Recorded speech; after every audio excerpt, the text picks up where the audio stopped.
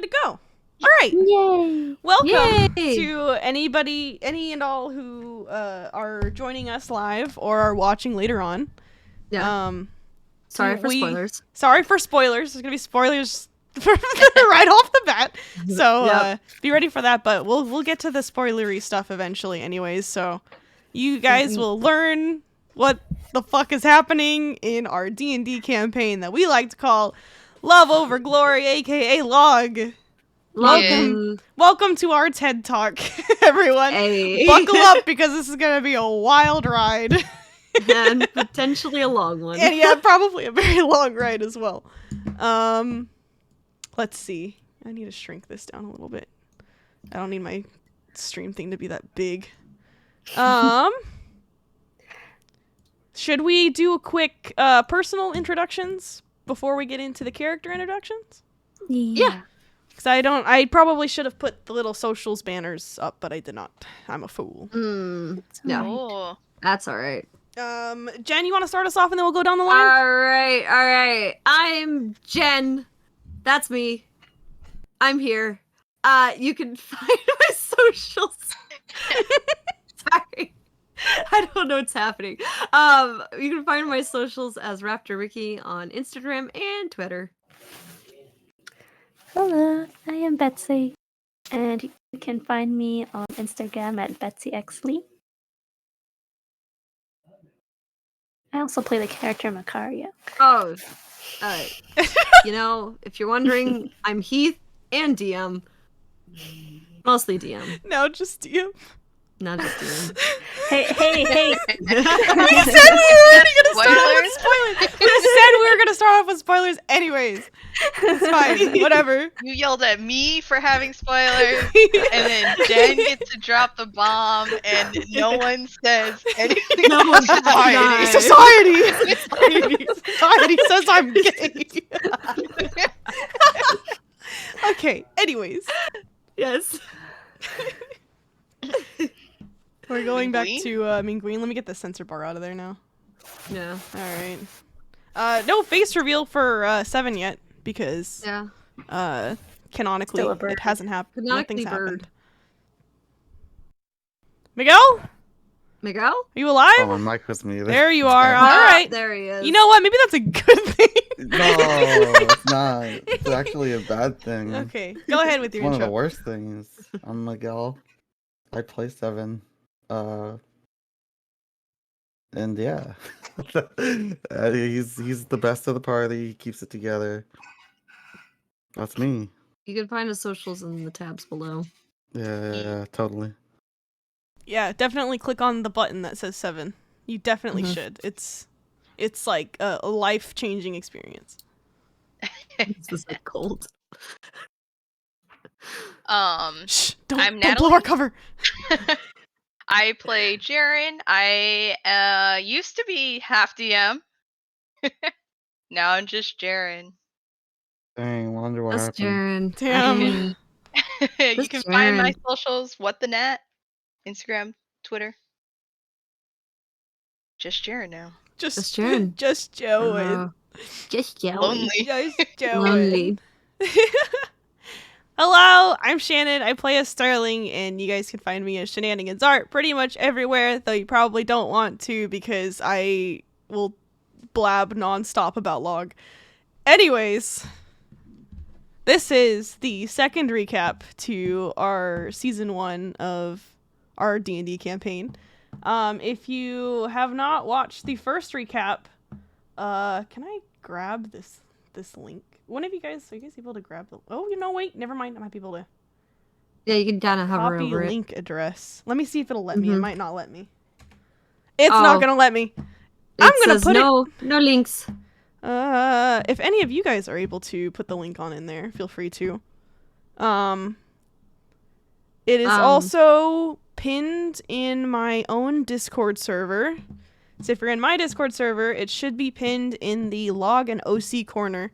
It also is like the second message there. Thank you, Betsy! Yeah, there it is. So if you haven't watched the first recap, you should definitely go watch that because we're not going to be going over the first half of this recap doc.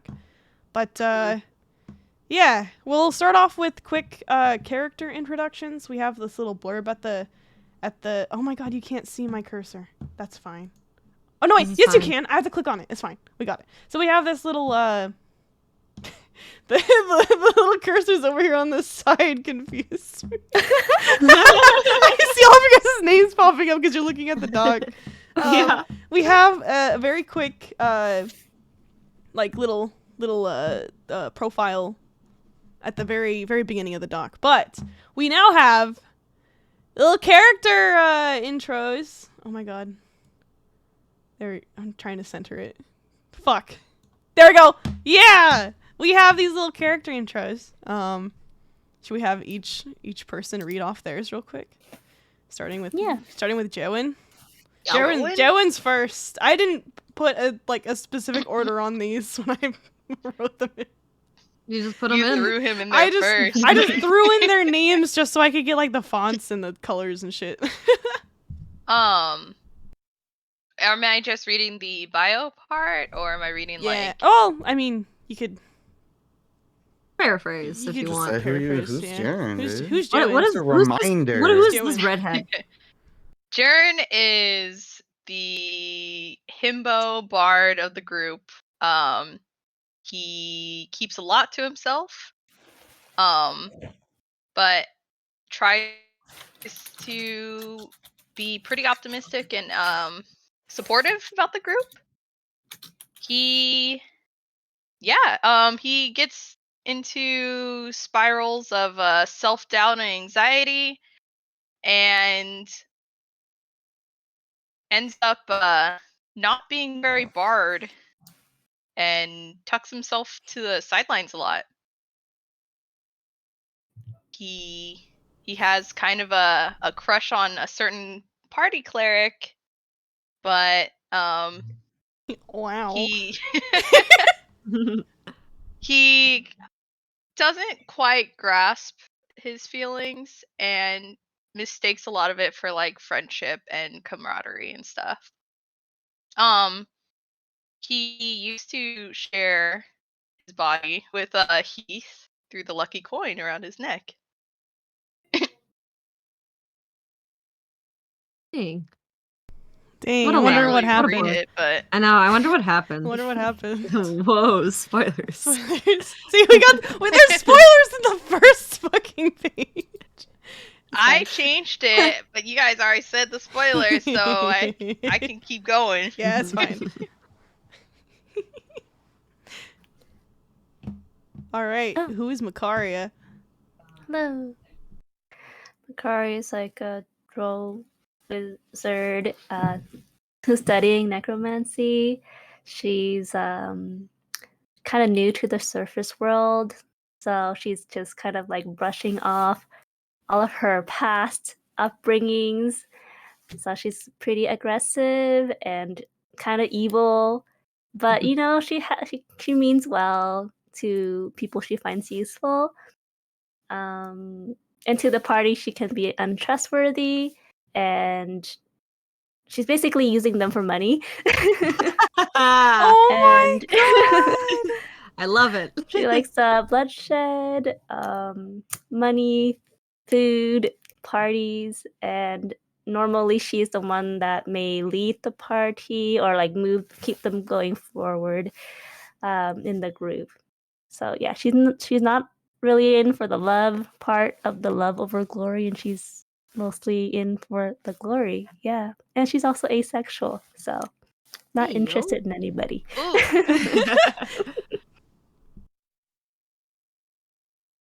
Yeah, that's all. Ricard. Nice.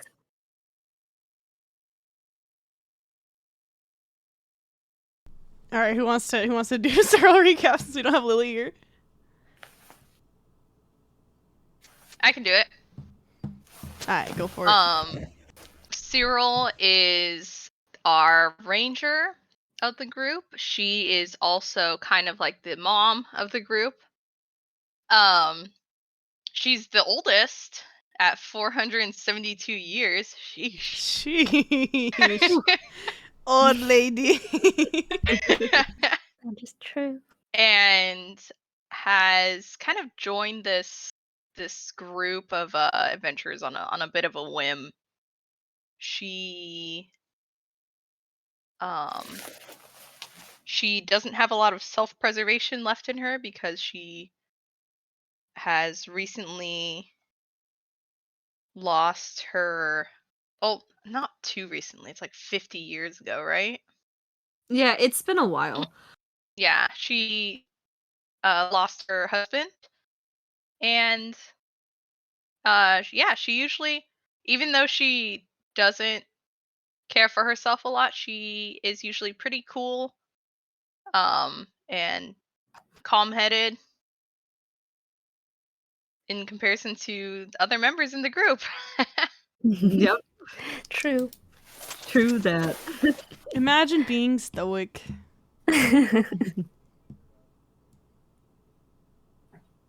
All right, 7. All right, so 7 here. You're No, young he's now. I'm a ready little for I'm it. scared. He is. He's the young. I think he's the youngest of the group. Is he? Yeah, he is.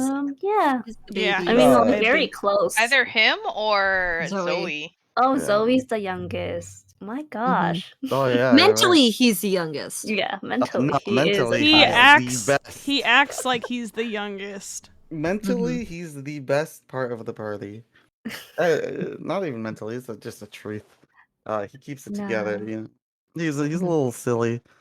His brain's a little like just like scrambled egg, but that's okay. Yeah, like I wrote there, he's impressionable. You know, anything that he likes can influence him big time. You know, no memories in that head. He's like a brand new slate, a soft, mushy, malleable baby, Dang. and maybe his common sense is gone too. Who knows? Who needs that? It's so common, everyone has it. He's better than that. He's got the uncommon sense. He got that uncommon sense. Nobody talks about that, but it's pretty important. I'm glad to bring awareness. Food motivated boy. You know, you could convince him to do some crime or helpful things if it's food. It doesn't have to be crime, but Oh my gosh. you know, you try to get to know. If you try to follow that uncommon sense, you're probably not gonna be sane. So, you know, it's better to observe him than to understand him. Take it at face value. Yeah. And he's one half of the jerky bros. And then, you know, the other half, obviously Heath. Sorry, Sterling. Not sorry. It's okay. It's fine. You know, I have faith we'll get there one day. Yeah, Seven never he never wants to let down Heath because Heath is his mentor, his best bud, his bro. Yeah, there's a lot of mystery to this boy, and maybe we'll find out what that mystery is. Wow. Hopefully. Hopefully, will 7 take the lore bait? Who knows? He might walk away. You know, he's not ready. He's not ready. Yeah. Dang, I wonder who this is for. This Dang. bait is laid out. I wonder who it's for, but not me. Yeah. All right. It looks like Heath's up next. So Heath is the swashbuckler rogue of the party, or the resident asshole. He's an absolute rat bastard. Fucking angry boy, 24/7. Honestly, when is he ever not mad at something? So broody. He says, he's I'm not really broody. emotional. Eternally angry. Yes, he considers himself an unemotional person, like pretty level-headed. He has little piss baby rage fits. Temper And tantrums. he has tantrums. And this is partially because he has a lot of pride. He's got a little bit of an ego. And he kind of goes on blind rages, which kind of leads him in causing a lot of conflict, which he is the center of usually, and causes a lot of collateral damage, both to himself and to others, and sometimes physically or mentally, or even both. He's just a destructive dude. And he is pretty selfish, and he is very self-motivated, and it's always numero uno first. But whenever he is willing to be a team player, he's usually the man with the plan. He kind of helps with coming up with what is the best way to do something. You could rely But- on him for murder. Yeah, you could rely on him on murder. He gets Or the if you job need- done. Or Yeah, if you that's want right. something stolen, he doesn't need to be asked. He will steal it. It's gone. It's already been taken.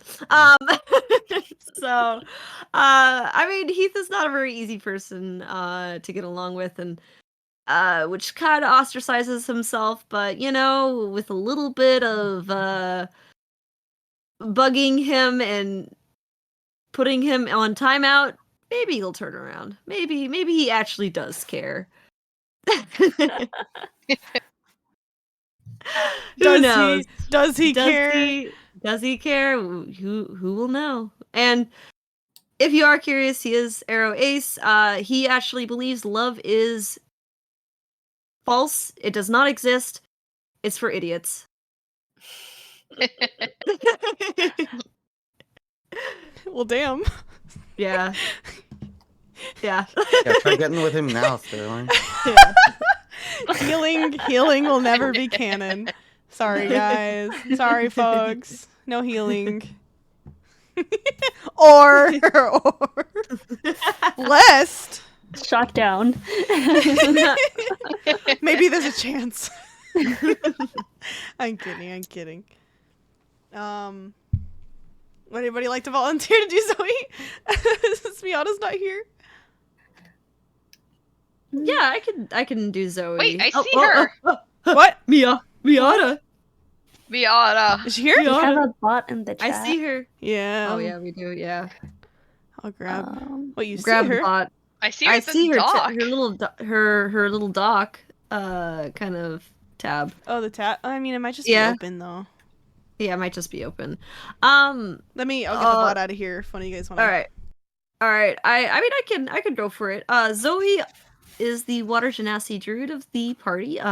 She is best fish squirrel. She is literally the heart of the party.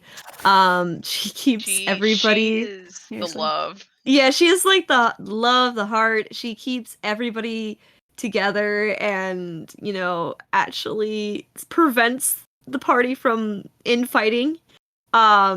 She is also the tank of the party. She turns oftentimes into a bear, which is really cool, but also really nice. And she also has an affinity for water as being a water genasi. And she's always taking care of the party by providing them with, some fresh water, some good berries. And, she's honestly a gift to this party, literally. Really. Yeah. No she- problems. Yeah. She's And the youngest, and she's like, she is no problems. literally the best behaved character. And what's also really cool is that she does hold her morals really strong. As good and well natured as she is, she has a kind of a strong motivation with balance of nature and what is the actual natural rules of the world. So undead stuff is a big no.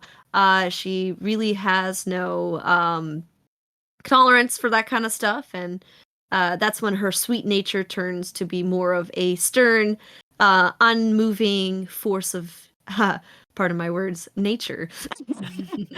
But yeah, so we'll see. Hopefully, there's not been too much learned about Zoe other than her good nature and stuff like that. But maybe we'll find more about her. We'll see. yeah. I look forward to season learning more 2. about Zoe. Oh, I am. It's gonna be some good shit. Some good shit. Excited. I'm very excited. All right, my dumb son, my dumb boy, my stupid boy. Sterling is a Fallen Asmar cleric. He's the designated healer of the party. He is canonically stupid. He is an anxious mess and a hopeless romantic. He is a cleric under the goddess Oral through unconventional means. He is very avoidant of his problems and always wrapped up in his head, so half the time he's a stupid little piss baby. he's a sad boy, he's a sad lad.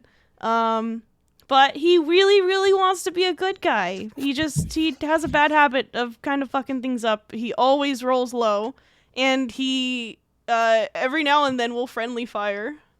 He likes flowers, herbs, and medicine, and he's got his eyes on a certain bard. Hee hee. Hoo hoo. Hee Hee hoo. My dumb boy. Alright. Now that the character intros are done, we're going to now swoop all the way through past what we had covered in the first recap stream. And we are going to start with the recap for episode 50 and work our way all the way through episode 68. Yeah. It's technically stream 69. 69. Which I love. I love that we ended season 1 on 69. Yeah. Was it intentional? I don't know. Who knows? It wasn't, but it happened. It just happened to be that way. It worked in our favor. I can't believe It that did. It really 69 did. happened. Yeah, bro. Mhm. Oh my god. Well then. Anyways. Let's get started.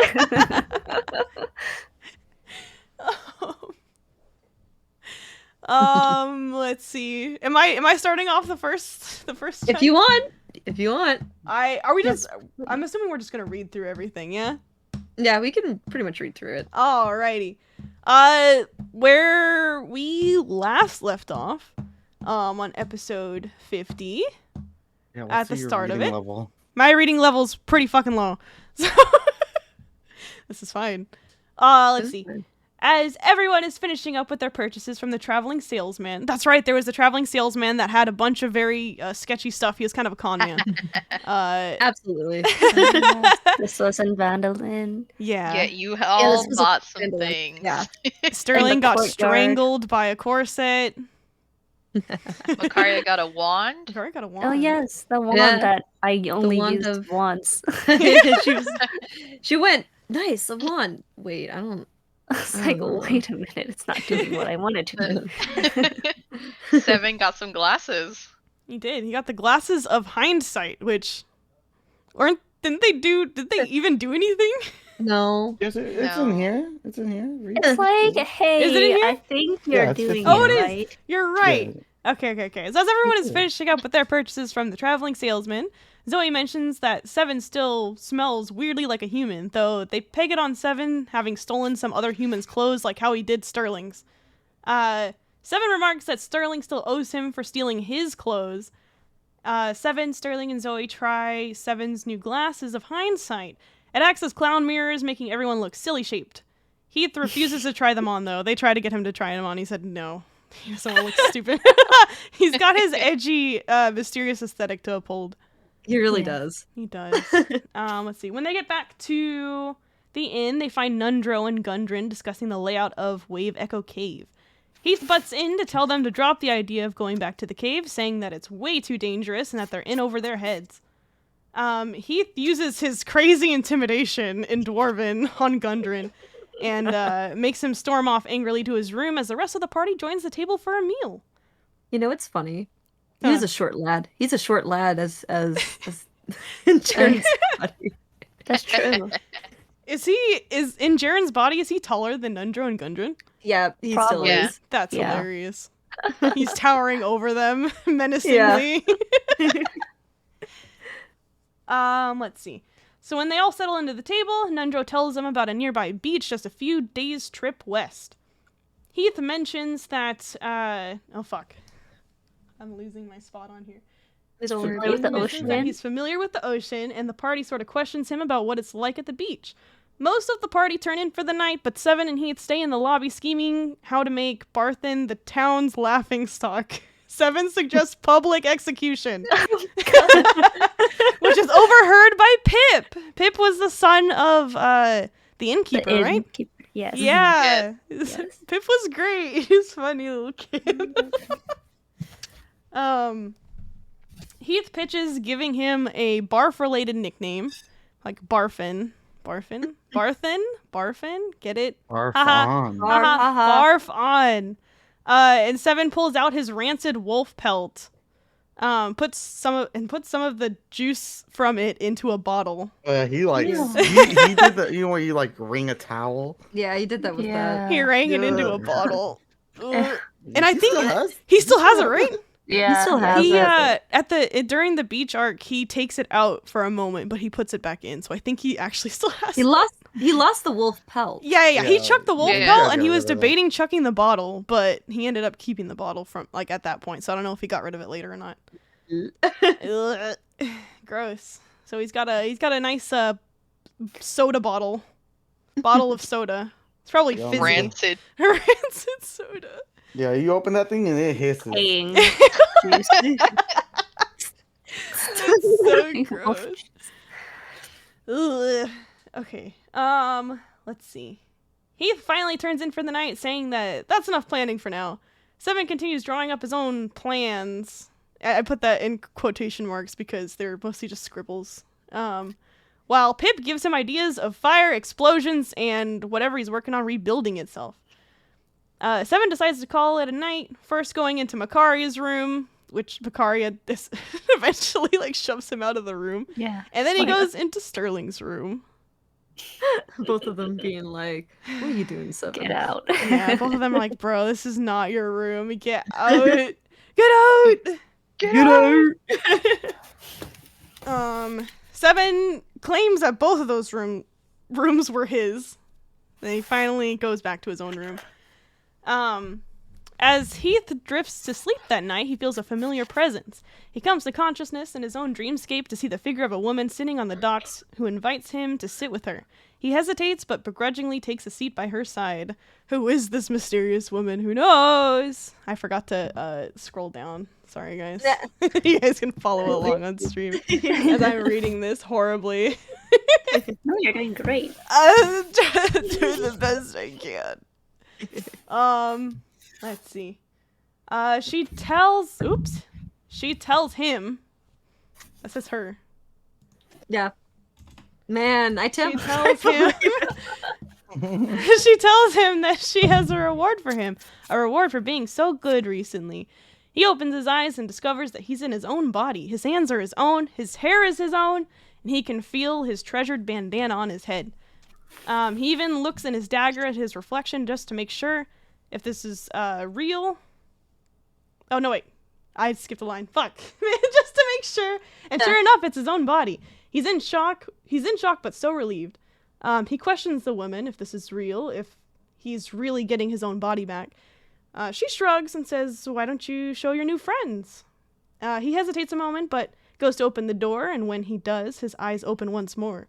As he wakes up, he sees his hands and hair aren't his own. They're Jaren's.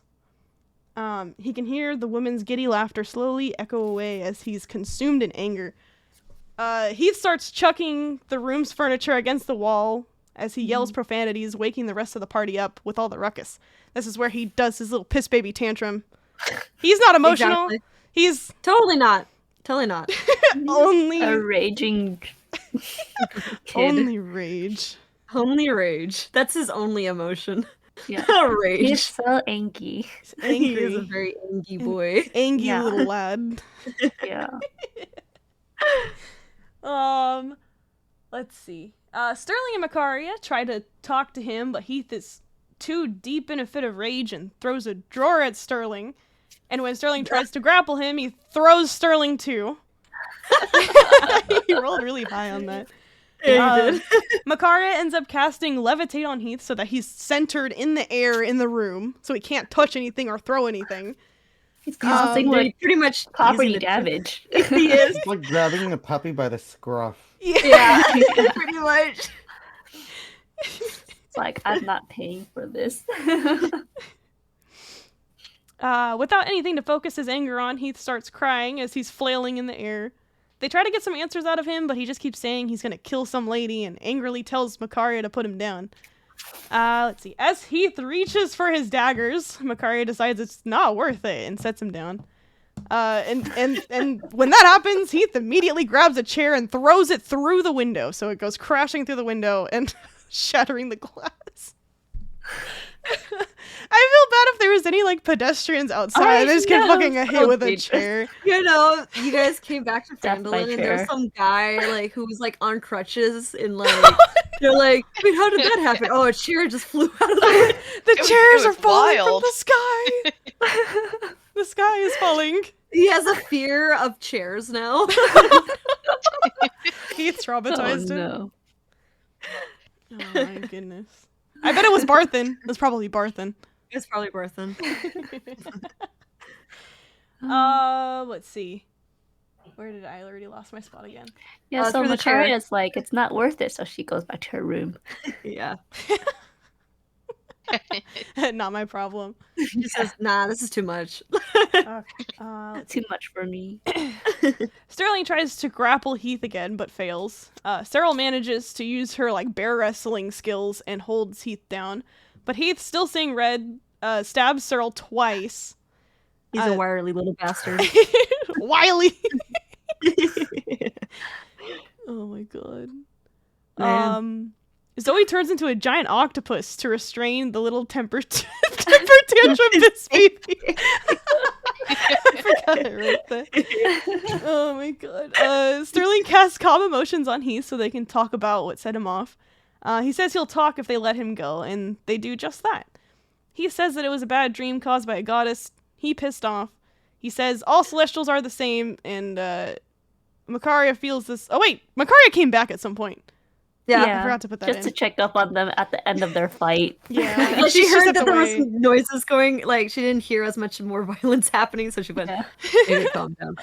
Yeah, she came back. And with that comment, Makaria feels his pain, and Sterling winces. I wonder why. I wonder Goddess why. issues. As he's seeing the aftermath of his tantrum, Heath explains that he messed with the goddess, pissed her off, and she took his body away from him, turning him into a coin. Makaria reveals that she too is pissed off a god and is on the run. Heath says that there's a shrine for the goddess that's wronged him here in Phandalin, and that he'd never worship her. Makaria uses detect magic on the coin and feels celestial magic, and that Heath is connected to Jaren's body. Sterling says that he doesn't know if there's much they can do, but Heath has the party, and maybe they can all figure something out together. Toblin then comes rushing upstairs after all the ruckus and gapes at the party and the whole mess. Sterling says there was another goblin assassin, but it got away after crashing through the window. Deflect! That was like the It wasn't our fault. that was the single like only lie that Sterling's been able to tell relatively convincingly. It's not the first rodeo. Yeah. That was some quick thinking. Yeah. Heath gives Toblin 20 gold pieces and walks out. Toblin says to be more careful next time, and Sterling salutes and says that they'll do their best to stop those dang goblins. Dang. Uh, Like a liar. yeah, like a fucking liar. The party filters out of the room to leave Toblin with the mess. Heath leaves the inn, finds a tree, and starts repeatedly stabbing it. Seven, who followed Heath, does the same, thinking they're prepping for the public execution. Makaria also followed the two from a distance, but she just stops and leans against a tree to watch them. The rest of the party hangs back to grab breakfast before taking off on their journey through the Tribar Trail towards the Wayside Inn. Hey. Yay! Hey. Yay! And that's where they're gonna start heading towards the beach arc, which is long, Big. long It's arc. big arc. This is mostly recap of Beach Arc. Yeah. Yeah. Most of the second part of season 1 is just, oh my goodness, beach episode? No, beach arc. Yeah. Beach Arc. We said beach episode, but it really was beach season. Yeah. Didn't want it to end. It just, really there didn't. was so much good shit in there. Yeah. It makes me really sad to look back on No spoilers, but I was getting so sad when I was rewatching some of the beach episodes. I'm like, man, these were simpler times. Yeah. If only they knew what was coming. I knew it was coming. Only I they knew knew. it's coming as There well. was okay. I did catch a few times where it was either Nat or Jen saying making a little wink nudge. I'm like fuck these guys. How dare they? So rude. So rude. All right. As the party heads west to the Wayside Inn, the party stumbles upon some children playing in the old Cragmaw Cave, which they actually went through earlier in the campaign and cleared it out of, I believe, goblins? Well, Right? that's where was that where Mr. Giggles was? No, Mr. Giggles was from the Red Brand hideout. This Fantastic. was the cave that we actually found Makaria. Oh! Yeah, so when they were doing that first goblin hideout where they found Sildar, they also found Makaria snooping around as well. Yes, Ooh. in the shadows. Yeah, She was looking for treasures. she's looking for Yeah. treasures. Let's see. So they find some children playing in the old Cragmaw Cave one night as they were setting up camp. Fearing for their safety, Sterling heads in, accompanied by Heath. They find the He children. really didn't want to go. Yeah, He really didn't. he probably shouldn't have, but he did. He did, and he faced the consequence. Moral of the story: trust your gut instinct. Yeah. don't Don't save children. don't follow Sterling into caves. They find the children being attacked by Gricks, which are like freaky large tentacle monsters with beaks, right? Yeah. Like, I remember. I know for sure they have tentacles. It's like a Really big ugly. worm. They're The really amount of delicious. hentai talk that we had. Let's see. The rest of the party joins them in the fight. Sterling accidentally friendly fires Heath with a powerful inflict wounds, giving him a gnarly back scar. But they still manage to save the children. Also, here's Heath getting fucked up by Sterling. Yep. Backstabber. Anyways. Hey. The party scolds the kids and has them stick with the party to escort them home. That night, Seven decides to cook up the Grick meat for the party, and they set up for the night watch. Heath refused to eat the Grick. He knows better. He's done this before. He's learned. His He lesson. knows what happens. Yeah. But he didn't tell the rest of the party. Whatever. Arya man. also was like, "No, I'm not gonna eat that disgusting No, thing." she says that I don't eat monsters. I eat But Yeah. it tasted food. good. Zoe said yum yum. Yeah, Leona! Let me Hi. bring. Cooking Let me took bring. longer than I thought. That's okay. It'd be like that sometimes. I'm gonna raise up your little character. We got Yeah, Zoe Seven on ate in here. so much of that Greek meat. Yeah, so Yeah. that night, a few I only party ever members finished the got first rigged post up. of the- That's- Oh my god. Okay. Yeah, vomiting children felt bad for that one. Mhm. Those poor kids. Those poor kids I got what's I coming. think- That's what they get for going into a cave. should have died in the cave. Oh my god! Hey, yo, me and all my homies hate kids. Fuck them kids. Yep. Just Wait. live life better, foreheads. I'm kidding. I'm kidding. Or am I? Children be wild. Let's see. Most of the party and the children start feeling sick, having gotten food poisoning from the monster meat. Sterling goes alone into the forest to both look for herbs and to force himself to throw up, which he actually does throw up. He doesn't find the herbs, but he does puke. After throwing up, he's visited by his goddess Oral, who reminds him who he serves and that she's watching him, which makes him very, very scared. He returns to camp pretty shaken up. Cyril managed to find the necessary herbs herself and makes an herbal tea for everyone to settle their tummies. Heath and Zoe take the first watch, talking about how terribly the Grick meal went and how they both have things they need to improve on in the future. For the second half of the night watch, Seven and Sterling have an uncomfortable talk about what kind of danger they're looking for and whether Sterling is the danger or not. Seven Yeah. makes wings out of a few plucked feathers, sticks, and Grick grease and puts them on Sterling's back, saying that they're birds of a feather. Heath pretends to be sleeping but listens in on this conversation. Sneaky bastard. Sneaky bastard. Sneaky bastard. He says, "Let me Bastard. eavesdrop on all your secrets."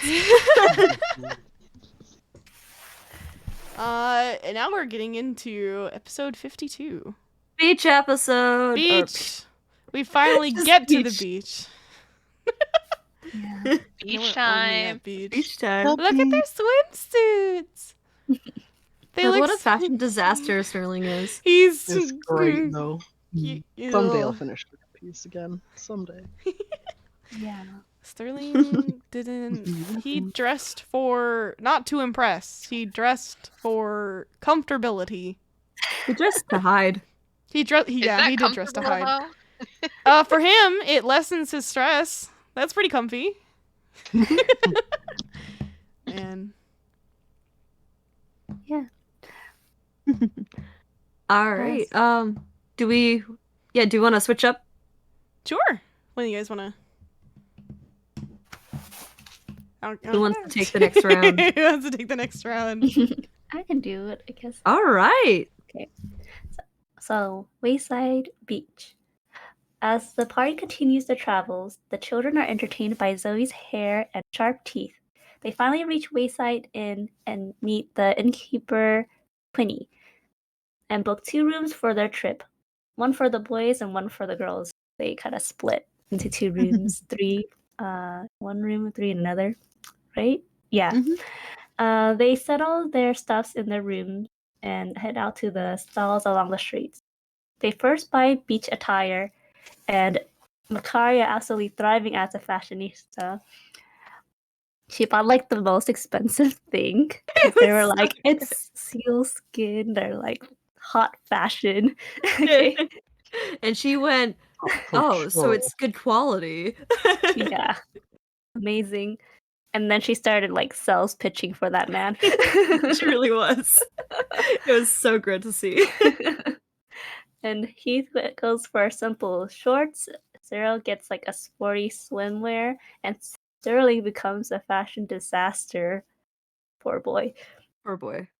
Seven leaves the group to check out the nearby kebab stands, buying and eating over a dozen kebabs. The party changes into their new attire, drop their regular clothes off at the inn, and makes Quinny uncomfortable as they all gawk at the mysterious staff she has displayed on in the lobby. Yeah, I think like everybody was like, "Ooh, that looks fancy." They went, "Ooh, what that?" Yeah, what's that? What's that? They regroup with the what is that? Oh, Rotund. Rotund 7. He basically ate so many kebabs he became a ball. Yeah, he literally did. Literally Oh, a yeah, ball. he was round. He was. You could Chungus. roll him down a hill. Yes.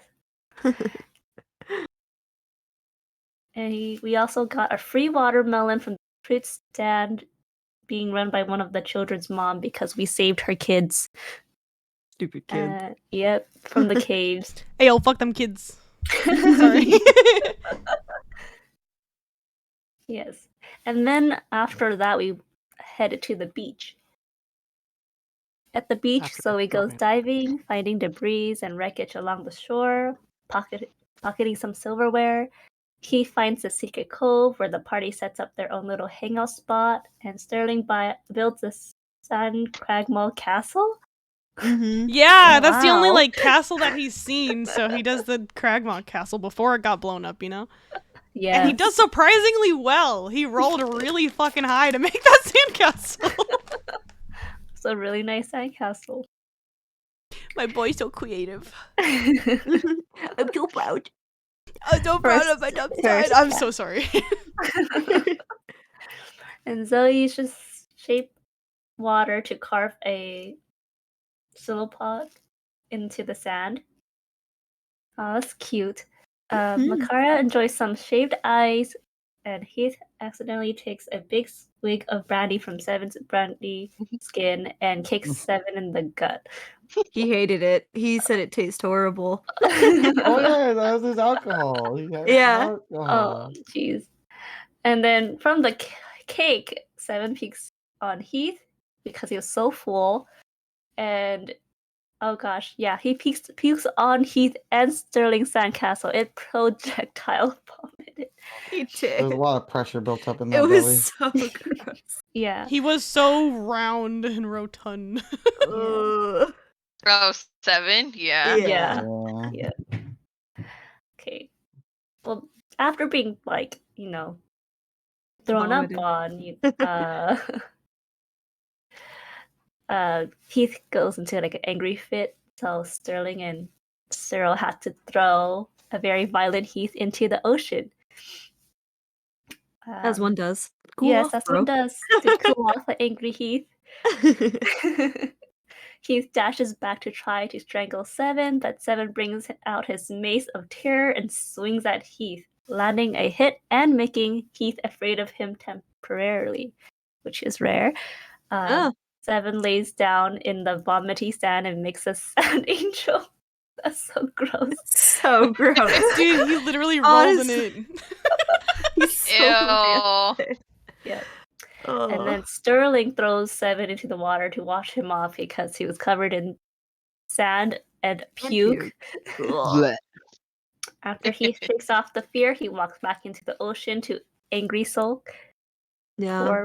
Poor boy. Poor boy. He got vomited on. Yep. He had every right to sulk. Episode 53.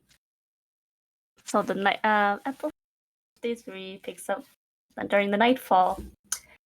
And the party starts heading back into the inn when they noticed torches lit up around the side of the path.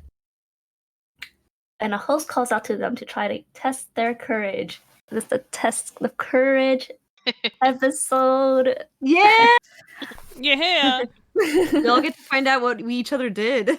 Yeah. Oh yeah. Oh yeah, I never did finish watching. So courage, all right. Heath perks up at this since it'd be a good opportunity to patch up his wounded pride. Karik also gets excited, saying that she loves the dark, reminds her of home, and the host tells them that if they make it to the end, they'll get a surprise. The group decides to go in pairs: Makaria and Seven, Heath and Sterling, Cyril and Zoe. As the groups are waiting for the host to move them along, Sterling asks Heath if he is scared. Heath denies being scared, and he is lying, and redirects the question by suggesting they compete based on which group is the least frightened. They all agreed on this bet, by the way. Yeah, they all did. Yeah. And the first ones to enter are Makaria and Seven. So during Makaria and Seven's tour, mostly torches light up the path as they begin their tour, and they come across a precocious-looking stone path over a gorge with the ocean water flowing into it. Makaria, cautious of slipping, casts Featherfall on herself and easily steps across with Seven, following closely behind. Following the torches into the second area, a fog begins to set in, and the path grows harder to see. Makaria casts dancing light so that Seven can see, and the pair is revealed to be in a ship graveyard. Seaweed-covered skeletons and barnacles the areas on and around the ships as the dancing lights cast an airy glow over them. Makaria is the first to approach the skeletons, admiring how real they look when one springtrap suddenly lunges at her. And she comments on how this reminded her of her old job and swiftly smacks its head off. Like, this is not scary. I do this all the time. Yeah, she's like, this is what I do for fun. Yeah. Undead. And before Seven can ask further questions about her past, she ushers them along. A large serpent-shaped silhouette lunges out from behind a ship base. This is like when they arrive at this giant ship. And Seven, being caught off guard, immediately cast Firebolt on it, setting it aflame. And I think we do have an image for this somewhere. Yeah. Oh yeah, we do. Hold on, let me grab it. Oh, it's Yeah, no wait, hold on. Oh, it's it should have Oh, been. it's there. lower It's just down. it's It's just a little lower. further. Okay, yeah. It's because this one is of Sterling and Heath Oh, are like that's reacting right. to Right. it. Yeah. Yeah, so Seven set fire to this gigantic boat that was out there for display. Oops, I went too And far. the Oh, light of the God. flame reveals that the serpent was actually made of tied together straws. And, it's just a prop. So a nearby host rushes in to put out the flames. Karia offers an apology as the host just sighs and points them to the next area. So next area we walked up like a path, and it was like a gigantic tree. At the tree there was this rope where I guess both Clevin and Makari had to climb up to go to the next side of the test. So climbing the rope, we both rolled really low, and neither of us were able to climb up the tree, unfortunately. So then the host, seeing us struggling, offers a secret path along the side. And this secret path is usually hidden and mainly used for elderly and small children. Their strength is so weak.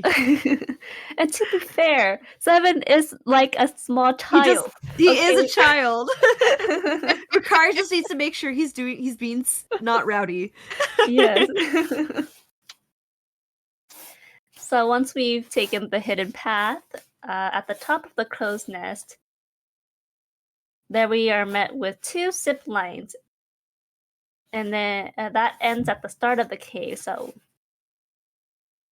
Makari jumps first, and then Seven does. And in front of it stands a host under a bed sheet, holding out a lantern for them to use. So cute. I know. He was under a bed sheet. Yeah. He was under a sheet. Oh my god. Yeah, but you didn't see any legs underneath those sheet. Yeah. Oh shit. Well, they didn't pay attention, so just like, oh, cute. Seven takes the lead into the cave, and they find it decorated like an old hag's lair. Makaria doesn't see anything of value, and they continue. Walking through, they spot a wooden coffin and a wooden bridge. Makaria inspects the coffin and is startled by a sheet ghost bursting out of it. On instinct, she throws a punch and makes contact with the sheet. The host stands in surprise before reacting as though in pain from the punch. Seven, seeing this, swing a second delayed punch onto the host's shin and also makes contact with the sheet. Yeah, delayed punch. Yeah, totally punching them. Totally. Yes. Upset, the host tucks back into the coffin and shuts it with a snap because we assaulted it. The host can, well, yes. Makari was just trying to look for treasure, actually. Yeah. So they end their journey there, and the host at the end of the cave congratulates them on their brave efforts and encourages them to donate to their event. Seven and Makari remarks on how they should have had the test scarier, and she asks about receiving a prize because they were told that they were going to get a surprise. The host states the prize was the achievement that they made it through the test of courage. Frustrated by this response, they didn't get anything. They just waited or decided to wait for the others to come through. They didn't donate anything either. Yeah. If you want, I could take off the Heath and Sterling one. Yes. I was gonna Give you a little bit of a break. Yeah. I know this one's a long chapter, so I'll give you a bit of a break here. So, the next group goes on in. It's gonna be Heath and Sterling. I know. Hee those hee. two lads. These stupid So- lads. These stupid boys. But like the previous group, the light path kind of lights up with ghostly torches, kind of letting them kind of follow the path to the stepping stones. And by now the tide has come in and the water of the gorge is kind of has risen and giving this ominous and deep look to it. The sight of the water unnerves Sterling, but Heath teases him before easily crossing the stones to the other side with a smirk. Fucking cocky ass bastard with his I fucking high hate him. test I checks. hate him. Sterling tries to follow, but slips off the edge of the rock. Luckily, the host has set up safety nets to catch the visitors at the moment like this, because, oh my god, my screen went black for a second, holy shit. Oh Sorry, my that's what scared me. Ooh, a test of did my computer- courage. I thought my computer crashed for a second there. I was prepared to see a blue screen. But pretty much, yeah, so they, yeah, the net was put in there because not everybody can do stepping stones, and they don't want any casualties on their hand. It's not a good look. True. So, pretty much, Sterling eventually climbs back up to make a second attempt across, crossing the stepping stones, and Heath is mocking him the entire time. He actually even throws rocks at Sterling as he's crossing them and hitting him square in the forehead. Wow, what a Yeah. throwback! Throwing rocks at Yeah. Sterling. I know, man. You know, some things just never change. No, Classic Heath. Classic Heath. So as they approach the fog-ridden ship graveyard, Heath begins to sweat nervously. He's not very good with spooky things. Looking around at the skeletons, the two realize that these are props. Sterling teases Heath about being scared, and he threatens to punch him before feeling a chill gust on his back. He has a pride to protect. Yeah. They continue along the path when Sterling spots some coins and gem amongst the debris. Sterling, surprisingly, is the one trying to grab them. As the skeleton hand reaches out, and they hear a voice saying, "Leave it alone." So the boys both get startled, and they quickly move further on to the tour. They agree not to say anything about this to the others. Another spring mechanism kind of burst out and from behind the ship parts, and it startles Sterling. This time it's just a giant and it's in the shape of a giant sea creature. Heath was able to hear the mechanisms click before it actually appeared, so he was unfazed. And seeing that Sterling is getting startled, and he did not, you know what that can do to his ego. Cocky bastard. Stupid rat bastard. Cocky rat bastard. Since they were actually behind Seven and Vicaria's group, you know, surprise, surprise, they see the flaming or the burst of flame, and later find out that it's the second sea monster that the host was trying to put out of flames. So Sterling, who's not had some good times with fire, grows a little uneasy with the size of the flames, but they continuing on to the rope test. Sterling actually tries to climb up the rope, which is then followed shortly by Heath. Heath, as he climbs, is spooked by the appearance of a ghost that actually I think he grabs his leg, which kind of freaks him out a little bit, and is enough for him to be unable to climb. Also, he hasn't slept, so he's a little tired as well. But Sterling teases about Heath about being unable to climb the rope before watching them take the staircase. Heath is very angry. His pride has been injured again.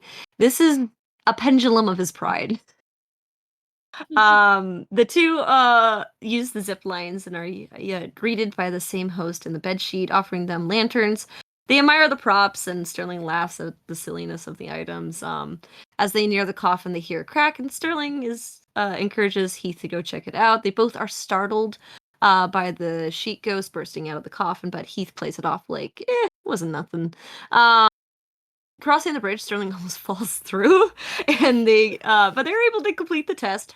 Heath, kind of turning back through the cave, sees that the host is sitting up through the coffin as he sits up like he's looking around, and then stretches and goes back in. Yeah, he's not happy about that. Like, is that Danny Phantom? Is that Danny Phantom? Going ghost. Going ghost. So here is to end the tour. Sterling and Heath both donate to the box, and they meet up with the others. All right, and then it's Alrighty. Cyril's and Zoe's turn. I'll do this one. All right. The final group going through the test of courage. Like before, they follow the torches to the narrow gorge. Cyril and Zoe both inspect the bridge and easily spot the netting along the side. Cyril easily crosses the bridge with little effort, but Zoe manages to slip and fall into the netting.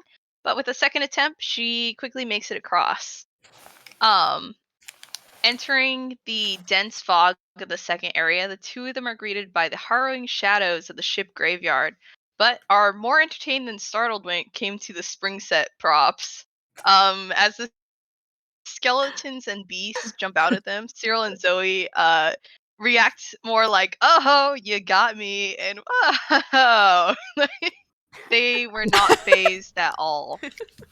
And as they moved along, they came across the remains of Seven's firebolt, the host stamping out the last of the flames. The two next approach the rope test and quickly and easily make their way up.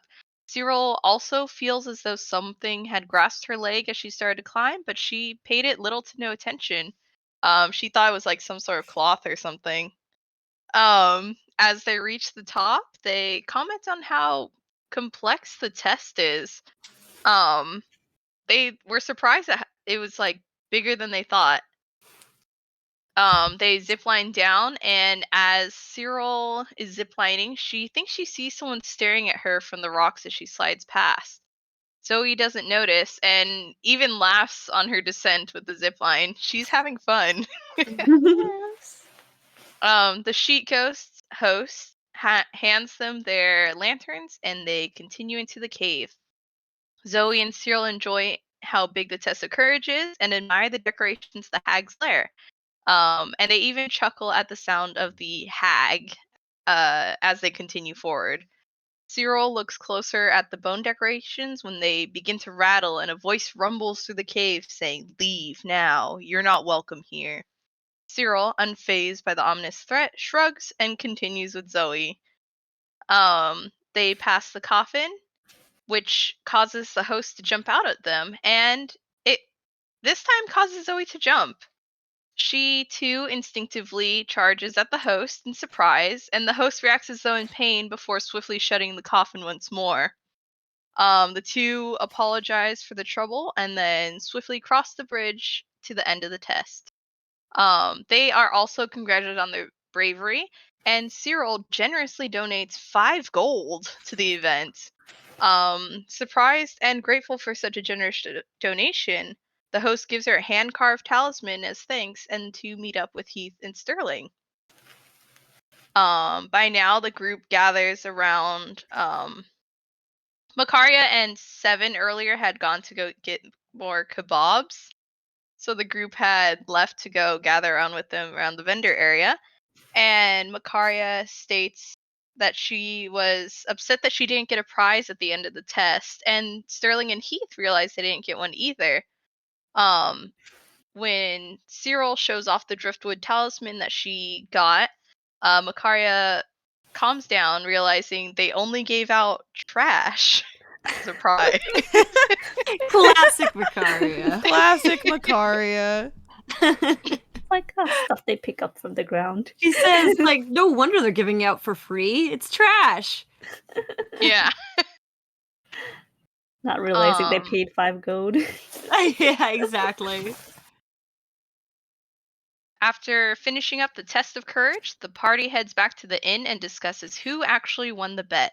They all agree that Seven got scared because he burned one of the attractions down. Seven says he was asserting dominance and never felt fear, but no one believes him. Makaria says it was tacky and that reminded her of home a bit. Heath says he never got scared, and Sterling struggles to stifle a laugh. Sterling admits that the jump scares got him, but it was more startling than scary. They all agree that Seven owes each of them a favor. Did we ever claim those favors? I don't think Not we yet. did. Not yet. I'm holding Not on to yet. that. I had completely forgotten, so that's locked away in my brain Put now. it in your notes. Put it in your notes. Put it in. Write that down. Write that down. Write that down. Write that down. The party asks Quinny to watch over their watermelon that they had got from saving the children earlier for the night, and they head to their respective rooms. Makaria claims the bed and says she doesn't want to share the bed with Cyril, and Cyril says there's something she needs to do and leaves. Zoe fills up the tub with water and uses the fancy pink bath salts to soak up overnight. Not trusting Seven to go to the correct room, Sterling picks Seven up by the armpits and him and Heath go into their room. Seven pecks Sterling's hands and he drops him. Seven kicks Sterling's shin and runs into the corner and snarls at him like a rabid animal. This was such a wild. This is a wild What night. happened? I don't know, Miguel. What happened? Why was Seven being a feral fucking animal? Feral. This is literally what happened. Like play by play. I shit you not. Yeah. This is exactly what happened. He You know, he blocks was the just- door. Something just came up, you know. We commented feral. during the episode like we should have rolled initiative for this because it was a whole fucking battle. Yeah, it was a whole thing. Heath blocks the door as Sterling tries to leap at and grapple Seven. Seven ducks out of the way, and Sterling face plants the wall. Heath gets in Seven's way as he makes a dash for the balcony. Seven then takes out and blows on his pipes of the sewers, causing a small swarm of large rats to start climbing up the balcony. When they hear the rumbling, Sterling and Heath decides it isn't worth it and chucks Seven out the window. Seven yells freedom as he glides downward from the second floor balcony. The rats that were entering their room jump after Seven as he's gliding through the air, and some of them land on him to help soften his landing. Heath closes the blinds, and Sterling goes to usher out a single lone left behind rat, but Heath stabs it and kills it instantly and kicks its them body out the door. Fuck them rats. Poor rat. Sterling was just gonna like let the rat out, but he said, "No, this rat must die." Cyril, as she's kind of leaving the inn, witnesses some of this, but she just kind of shrugs it off and continues where she was going. Sterling uses Seven's beach towel to clean up the rat blood. Seven gives the rats some jerky and then commands them to scatter, which they do. Pleased with his own actions and tuckered out, Seven heads back into the inn. After all that, he says, "Alright, I'm tired. I should go to bed." I don't know what happened. Me Back in the neither, room. I'm gonna be honest. You He never wanted to go remember any of out this shit and he either. didn't. It must have been a weird headspace I was in. It really was. Yeah. He was in a Wild silly, animal. goofy mood. He was in a silly little goofy mood. Seven's just, going through Seven's a just phase. Seven. Yeah, he was going through a phase. He just had that like right before bed hyper. Yeah, he had the Oh, the zoomies. bedtime zoomies! Holy fuck. Dude. Back in the room, Sterling and Heath discuss how to better handle Seven's craziness. Maybe a shock collar, maybe positive reinforcement. Who knows? But they're mommy and daddy now.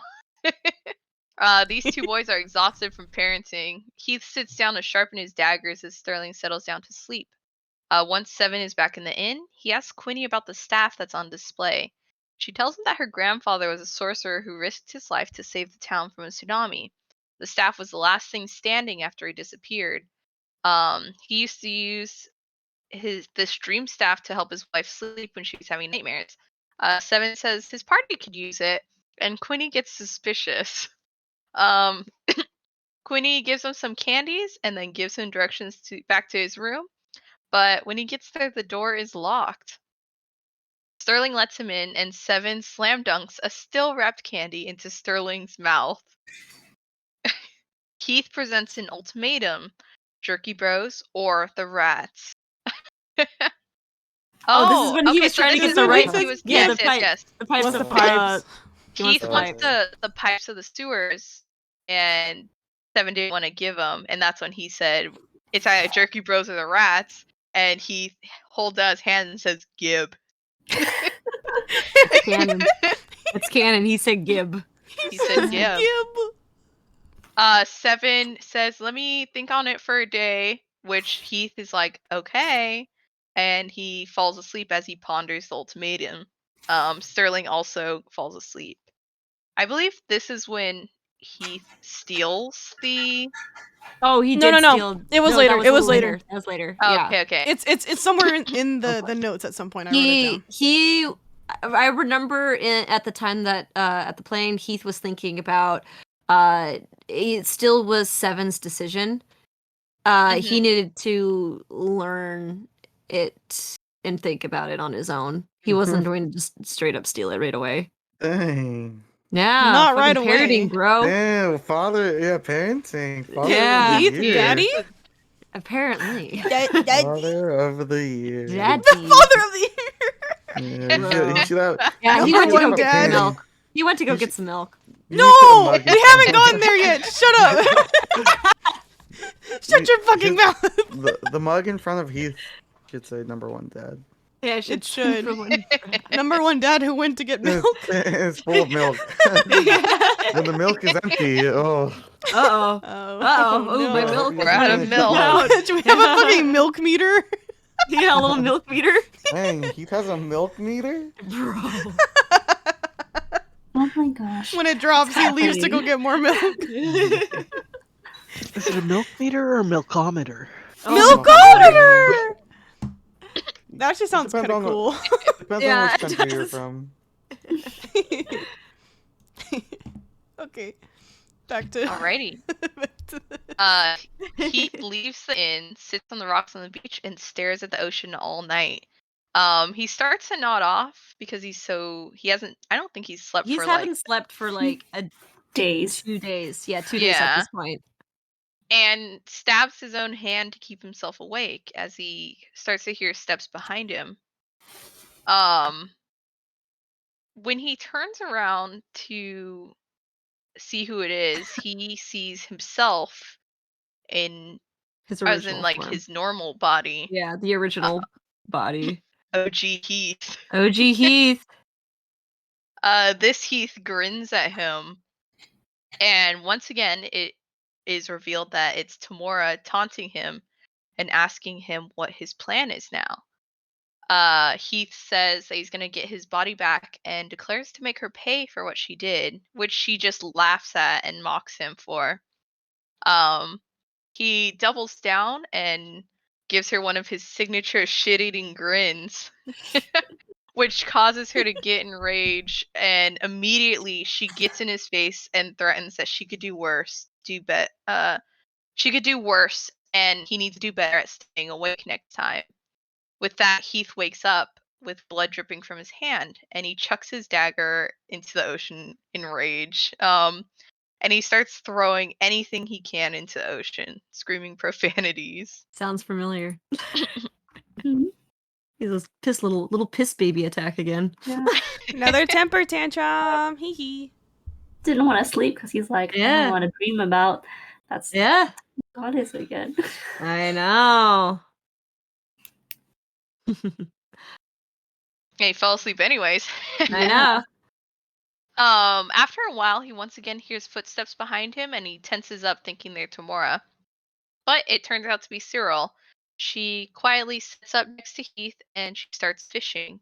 They don't really say anything to each other, and they just kind of enjoy the silence. Cyril also looks like she hasn't slept this whole time, so they are just chilling in the calm.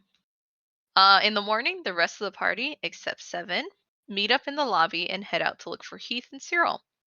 They head north along the beach. Sterling tries to explain what happened the night prior with Seven and the rats, and Zoe transforms into a wolf to sniff for their scents.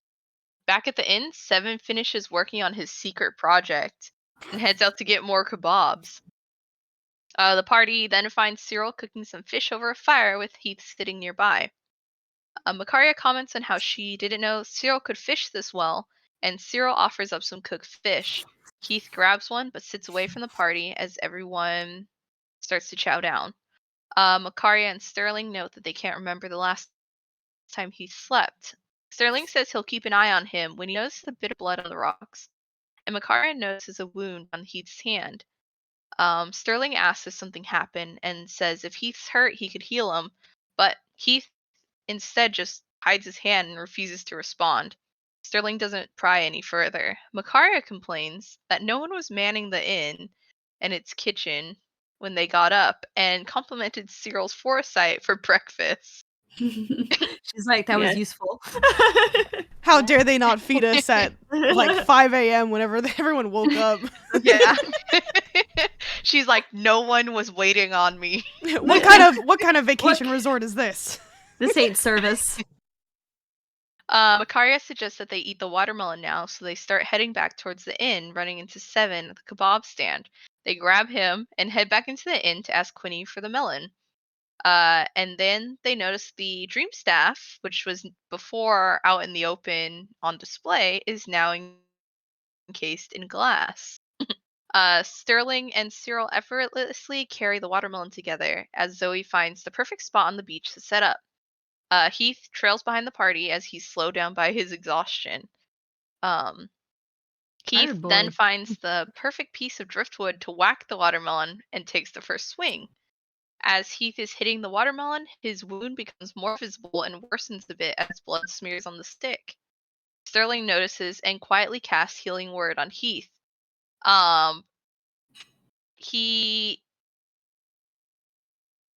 Cyril makes a solid whack on the watermelon as Heath notices what Sterling's doing and angrily says he's fine. Heath then grabs Sterling by his hood, bringing him down to his eye level, and yells, "I'm fine, Sterling." And Sterling replies, "I find that very hard to believe," as the party turns their attention to these two. Makaria steps up and asks if there's a problem, and Heath backs off. They then cut up the watermelon slices and pass them around. Makaria takes a slice to Heath, saying something sweet will wash away the bitterness, and Heath quietly thanks her. That was such a cute moment between Makaria and Heath, and I had completely forgotten that happened. I know. Sterling So was good. gonna give that watermelon slice to Keith. And Makaria's like, wait. He Wait, was! that's He my was! idea. And then he was like, I wanted soft teeth. He was too mad at Sterling, though. Yeah, I mean, he was No. really mad at Sterling. He's so angry. Look at this stupid little piss baby. Man. I Look hate at this him. stupid little piss baby. Now Kith! I kid.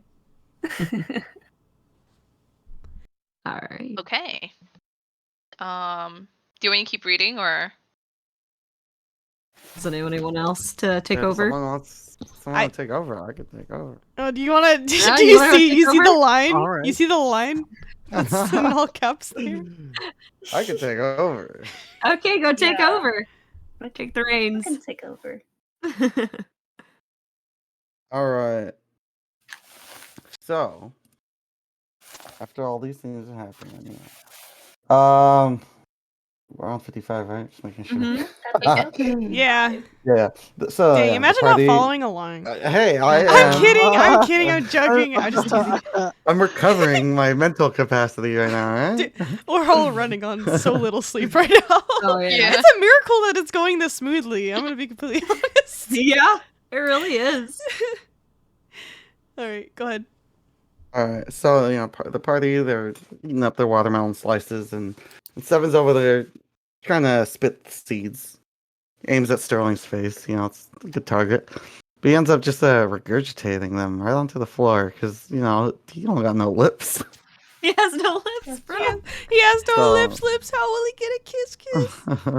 Very He ugly. just only some pecks, man. Dang. And then Sterling, he picks up what Seven's putting down though, and he spits some seeds. He arcs them right into Seven's lap, and Seven proceeded to yell, "It's like, Sterling, you spilled your seed on my crotch!" And yeah, I don't remember how Sterling reacted to that, but Oh. Seven convinced Heath to also to spit some seeds, cheering up the mood. Yeah, he wasn't. He doesn't do it too. He's just He like was yeah. half-assed. He wasn't He's there. humoring He wasn't Seven, fully there. Yeah, he's humoring him. but he doesn't commit. He's taking their friendship in consideration. And the seeds just go ploop straight down. Sun's reaching so it's peak, and the party they take a swim, and Zoe and Heath they don't hesitate. They just dive right in. Sterling puts his feet in he puts his feet in, inches his way out. I don't know why I'm saying it like that. No, why are you saying it like that? But Seven, he strips. He did. Oh, How much He did he stripped. strip? He stripped he fully everything stripped. except for the bag. He kept the bag on him. Yeah, it was literally naked bird with bag. Naked bird with bag. Yeah. And he tackles Sterling. Sees his chance. The prey put his back to the predator. Why are you like this? Anyways, he tackles Sterling and he scrambles onto his shoulders.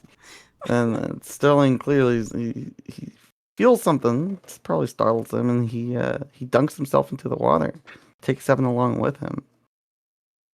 And then what? Oh yeah. So Sterling saw a bunch of debris, right? Yeah. I'm trying to. Are you okay? No, I'm tired. Do you want me to take over? 'Cause I don't can take mind. over I'm too. just gonna read it directly because I'm trying to add You don't. stuff to No, it. You don't I have just read to. it directly Just too. read it directly. Yeah. It's easier. Sterling sees a bunch of furniture, debris, and other things in the seafloor. And he pops back up. Seven, he jumps off of him, and he heads back to some dry sand. Because he took a big gulp of seawater for whatever reason.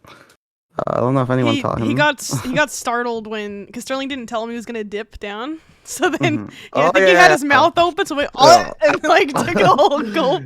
Yeah. Ugh. So he got gets to one. recover because that saltiness it can do some damage. In the car with the spoon. So yeah, and then Makari also dips her face into the water to take a look at all that mentioned debris, but decides it's all trash and heads to a cooler spot in the sand to relax, away from the sun. Heath McBroods. Yeah, he McBroods. He's over We there. said He's over that. there McBrooding. He's McBrooding. We said McBrooding. that, and I was like, all right, I'm keeping this in. He's Yeah. McBrooding. He's He's McBruden. McBrooding, and he's just standing in the water being an edgy boy. Yeah. And while that happens, Sterling goes under. He swims a bit off to shore to see more wreckage, and he finally takes a look at the endlessly stretchy sea, and he develops a brand new, beautiful fear. Why are you saying things like this? Okay. Why are you making it weird? I don't know. Makari and Heath talk about together about monsters in the sea, the hidden treasures under the ocean, and about sailing a ship, needing a crew to run the ship, and how sailing puts you in perspective. They also talk about how Makaria grew up in the underground caves, the hostility of her society, and they bond over raiding towns. Like the fucking morally gray heathens they are. They are so morally gray.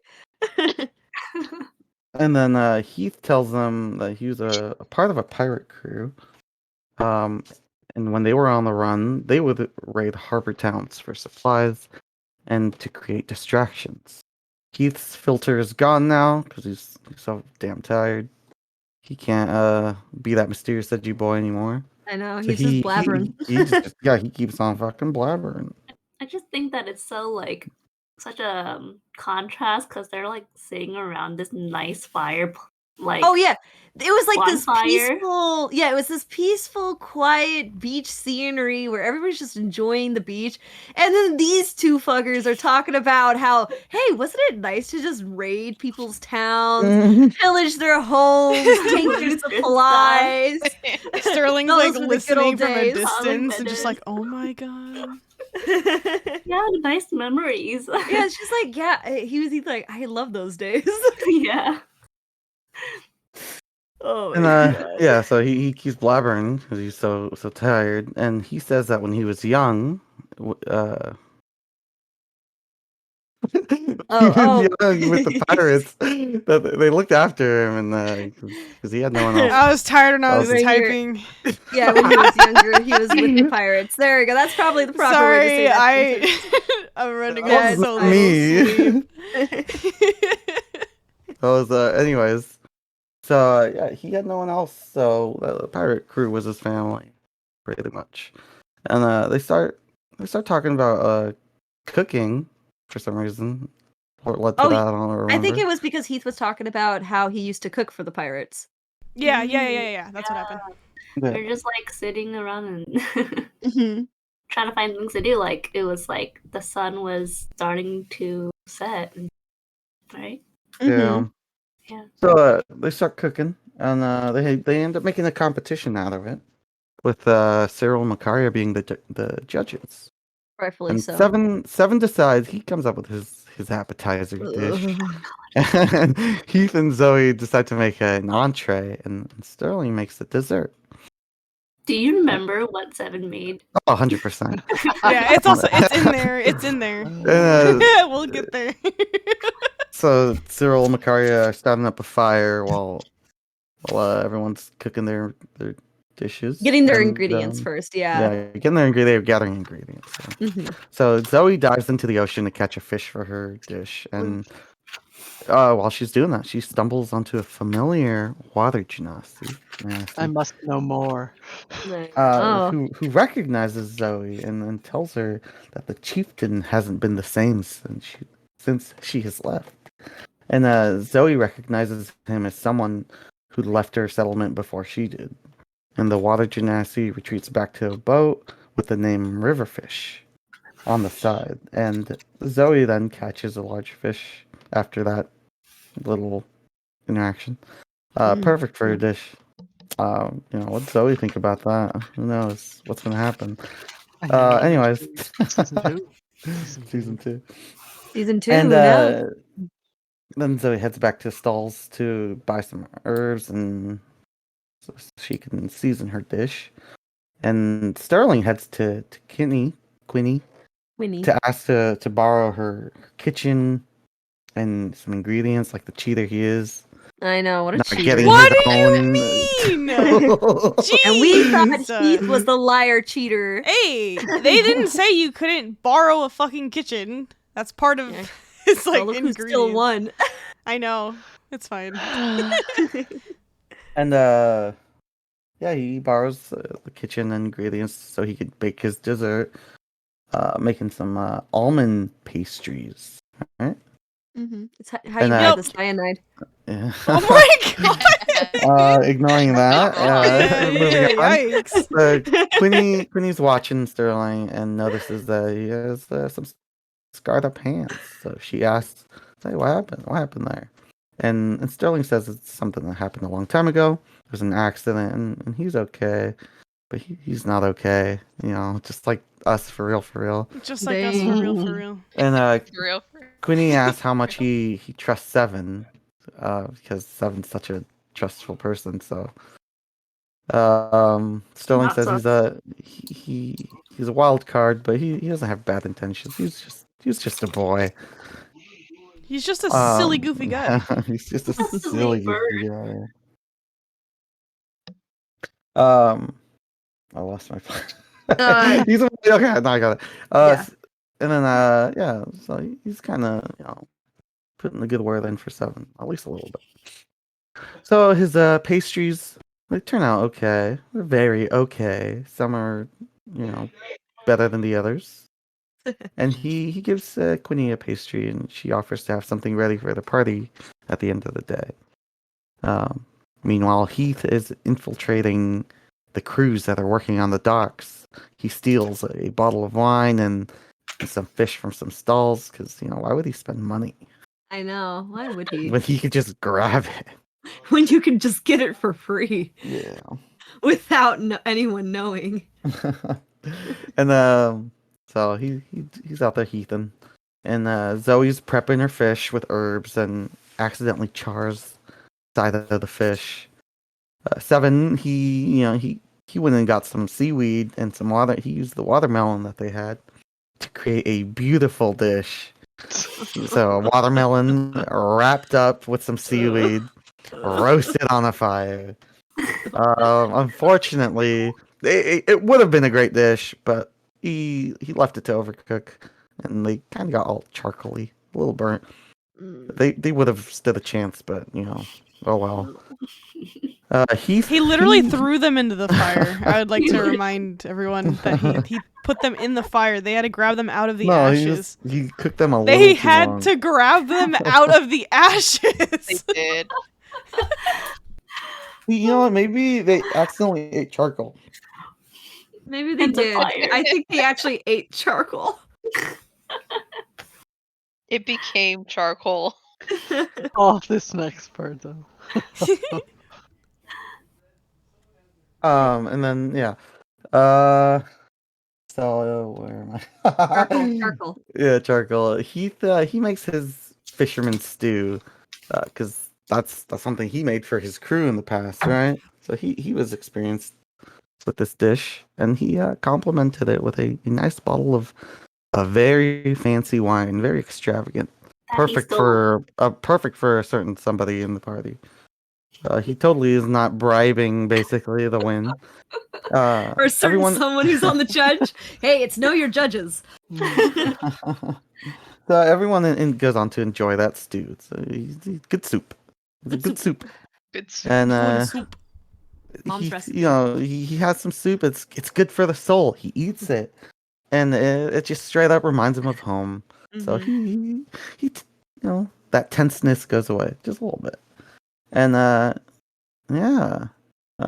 he wins. He wins the competition. And to be fair, it's not because he bribed with fancy wine. He actually cooked pretty good Yeah, fish. give him that. He made a good stew. Yeah, he did. Fancy wine extra. If the watermelon cubes weren't accidentally burnt, I don't think he would have stood a chance. But hey, we'll give it to him. He needed the win. Sure. Yeah, and the party notices how stinky he is, 7, because he has been Now, how a little stinky bit of 7 vomit. is. There's some vomit on him. Sweat, blood, and tears that he's put into the dish. Not literally. And they suggest should give him a wash on his person, his clothes, everything. And that reminds 7. Oh yeah, he has a wolf pelt still, and he's been wanting to cure this wolf pelt. Yeah. And it's been a while. He's had it for quite a while. It's been a little too much time. So it's rancid, stinky, terrible, disgusting. And the party basically forces him to Get rid of it, get basically. rid of it. No, they convince him. He actually got convinced because Heath said you got to offer it up to the sea to get powerful. And Seven says, "Oh, okay," and chucks it. If it Like a must be this liar. way, if it must be this way. Like a liar. Single tear leaves Trusts his me. eye. We're like, it's too late to save it. He's like, no. But then he says something. He's like, oh yeah. But He's gonna say, yeah, it must be true because rookie bro. Why would he ever lie? Why would he Bruh. never lie? He wants his buddy to prevail and get that Yeah. power up. He wouldn't lead him to You wouldn't leave failure. me astray. So after that, single tear escapes From- Seven's eye From the wolf because pelt. he did want this wolf pelt to work out, but maybe there's more wolf pelts out there. Party salutes. The party saluted the wolf pelt. Yeah, I don't think everybody Yeah, they did, but I did. remember at least a few of us did. Some of them. Okay, We good. said goodbye. pretty Good sure on, Goodbye, pelt. good on 7. They love 7. No, we were Um, just happy that the rancid wolf pelt was gone. Yeah. That vile thing. Cyril was like, 7 it's too late. 7 goes on to rummage through his bag, and in that moment, Heath swipes the rat flute. It's fake. It was fake. It was a fake. He swiped the fake. He did. He did. Mhm. It's a reveal. didn't know I that don't- there was a fake. Nobody knew.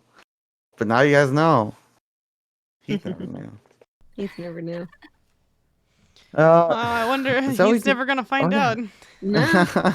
and Zoe had with Zoe's high perception saw what Heath has done, the sin he committed. Mm-hmm. So they sit around the fire. They talk for a while. It's group talk, group meeting. Some bonding, and Heath mentions that the pirates would tell stories about who got the most gruesome murder. Such a beautiful conversation to have amongst friends. After dinner, you know. and Yeah. and Makaria mentions that her family would talk about assassination attempts. Again, Yeah. beautiful conversation. I know. Good These after dinner. two. They know how to keep a conversation going. Yeah. And they also talk about when they each started learning how to fight. Makaria was, a nice ripe old age of 11, learning how to fight for her life. And Heath was 8, perfect age for fighting. Sterling was baby. He had, he a had fighting to. It was baby. either he died or he learned. Yeah.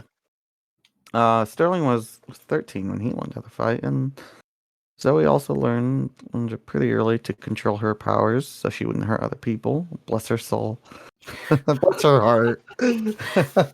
Aw. Zoe's probably the best one out of everyone in the party. Honestly. The purest of heart, Little the greatest angel. of girls. Cyril went hunting with her parents a lot as a kid, so that's where she got her skills. And Seven says he's a natural born fighter, a prodigy, blessed with instinct. This is where we made another Bleach reference. Oh, I'm not we went on for a while talking about The horses and king. the horse. What's the difference between a horse and his king? King It's and like a his sugar horse. God, it's so I good know. though. It's so funny. Oh, it's That was Alright. that episode. that was the 55. episode. Episode 56. Who wants to take it? I can do it. All right. The party returns to the lobby of the inn and are greeted by Quinny. They talk about the results of the cooking competition, and the group tries to encourage Heath to retire for the night since he looks like death. Heath refuses to go to sleep, but also thinks that he spots something in the edge of his gaze. Sterling looks around the inn's gift shop, and Makaria goes to examine the staff in the glass case further. Seven pipes up and asks why don't they just smack Heath over the head with the staff and make him sleep? And everyone disliked that. Everyone disliked that. They scold him, saying that's not going to work, and ask Quinny more about what the staff does. She repeats pretty much what she told Seven, who denies that she told him. And reiterates how her grandfather had lost his life saving others in a terrible tsunami many years ago, and they were unable to find his remains. The party expresses their condolences and offers to look for his remains when next given the chance. Noticing Zoe being a water genasi, she hesitantly accepts their offer and even gives them her grandmother's locket to help identify him with. Makaria asks about some sort of reward for finding him, and Quinny says she'll owe them. Zoe comments on how the genasi she ran into earlier mentioned something about her home tribe, and at some point would like to return to check on them. But it's pretty far away from where they were currently, so she was willing to put it on the back burner. Makaria once again questions about some sort of reward and asks if they are really going to be doing this, quote, with the goodness of their hearts. To which Sterling agrees. The party then turns to ask Heath about sailing, and realize he's gone. Gonzo. Unbeknownst to the party, Man, I can't believe he's gone. Yeah, I can't believe you went to go gone. milk. He just I ran can't, away. can't believe you went to go Just get left. milk. Unbeknownst to the party, Heath had slipped out earlier to get some air. He is uneasy and feels as though he's being watched. He makes his way towards the beach to relax, watching the ocean, but something feels off. He bumps into someone and cusses them out, saying things like, "The fuck you looking at, asshole?" My God. As the sun He's a begins menace. Yeah. He really is. rising in the ocean. He pretty much said, "I'm walking here." Turned into a New Yorker. Look at you! Look at you! New Yorker Heath? New Yorker Heath. Oh my God. As the sky kind of grows darker, Heath begins to walk faster. It feels as though there's someone staring at him in the corner of his gaze. He steps closer to the water's edge and hears what seems to be faint laughter. "Fucking leave me alone," he mutters, still hurrying along the edge of the water. The feeling of being followed grows. Back at the inn, the party begins to desperately look for any sign of where Heath had left. Sterling decides to check the room while Seven chooses to check the kebab stand outside. Priorities. Makaria, Cyril, and Zoe mutter about how childish they are. Sterling doesn't see anything different in the room, but as he looks over the balcony, thinks he sees Heath standing near the water, but loses sight of him. Outside the inn, Seven heads towards the kebab stand and decides to look for Heath. He sees him, but remembering that Heath wanted to take his pipes to the sewers earlier, chooses to just watch him from afar. Heath, still trying to escape the gaze of the mysterious figure, hurries to the cove near the back of the beach. He stumbles a bit and pockets some sand. Seven remembers everyone mentioning how tired Heath looked, so he decides it's best to trail him. This only spooks Heath more. Looking out for my bud. Heath pretends not to notice him and increases his pace towards the cove. Sterling, still looking out for Heath on the beach, notices Seven heading towards the cove. He's worried that he's going to cause trouble, so the party decides to make sure he stays out of trouble while they look for Heath. Makaria asks Sterling if Jaren switched out during this time, would he freak out, which only causes Sterling to panic more. That's true. Hey, it's a legitimate question. I like her timing on asking, though. Reaching the cove, Heath ducks behind one of the rocks in the cove's entrance, and Seven loses sight of him. Seven dons his eyeglasses of hindsight and uses them to deduce that Heath left behind some footprints in the sand. Heath prepares to jump and tackle whoever crosses the threshold of the rocks. However, just as Heath lunges at the figure, Seven spots something shiny in the sand and coincidentally ducks under his lunge. Heath, reorienting himself after the lunge. Sorry, guys, I gotta sneeze. Bless. This part is so funny. This is a Done. wild ride. This is a wild ride. He doesn't see Seven, who has continued to follow the trail Heath left behind. Heath peers out from the cove and doesn't notice Seven, who is now tucked away behind the wall, wondering how Heath had, quote, gone into the wall. Walking back in, Heath once again doesn't notice Seven and heads deeper into the cove. The party, now nearing the cove, starts calling out for their party members. Sterling begins to call for the boys. "Heath! Seven! Seven, come back!" Seven is too deep in thought, thinking about how Heath had somehow found a secret passage in the wall of the cove. The sound of Sterling calling for Heath reverberates and bounces off the walls of the cove, and all Heath can hear is a distorted voice calling his name.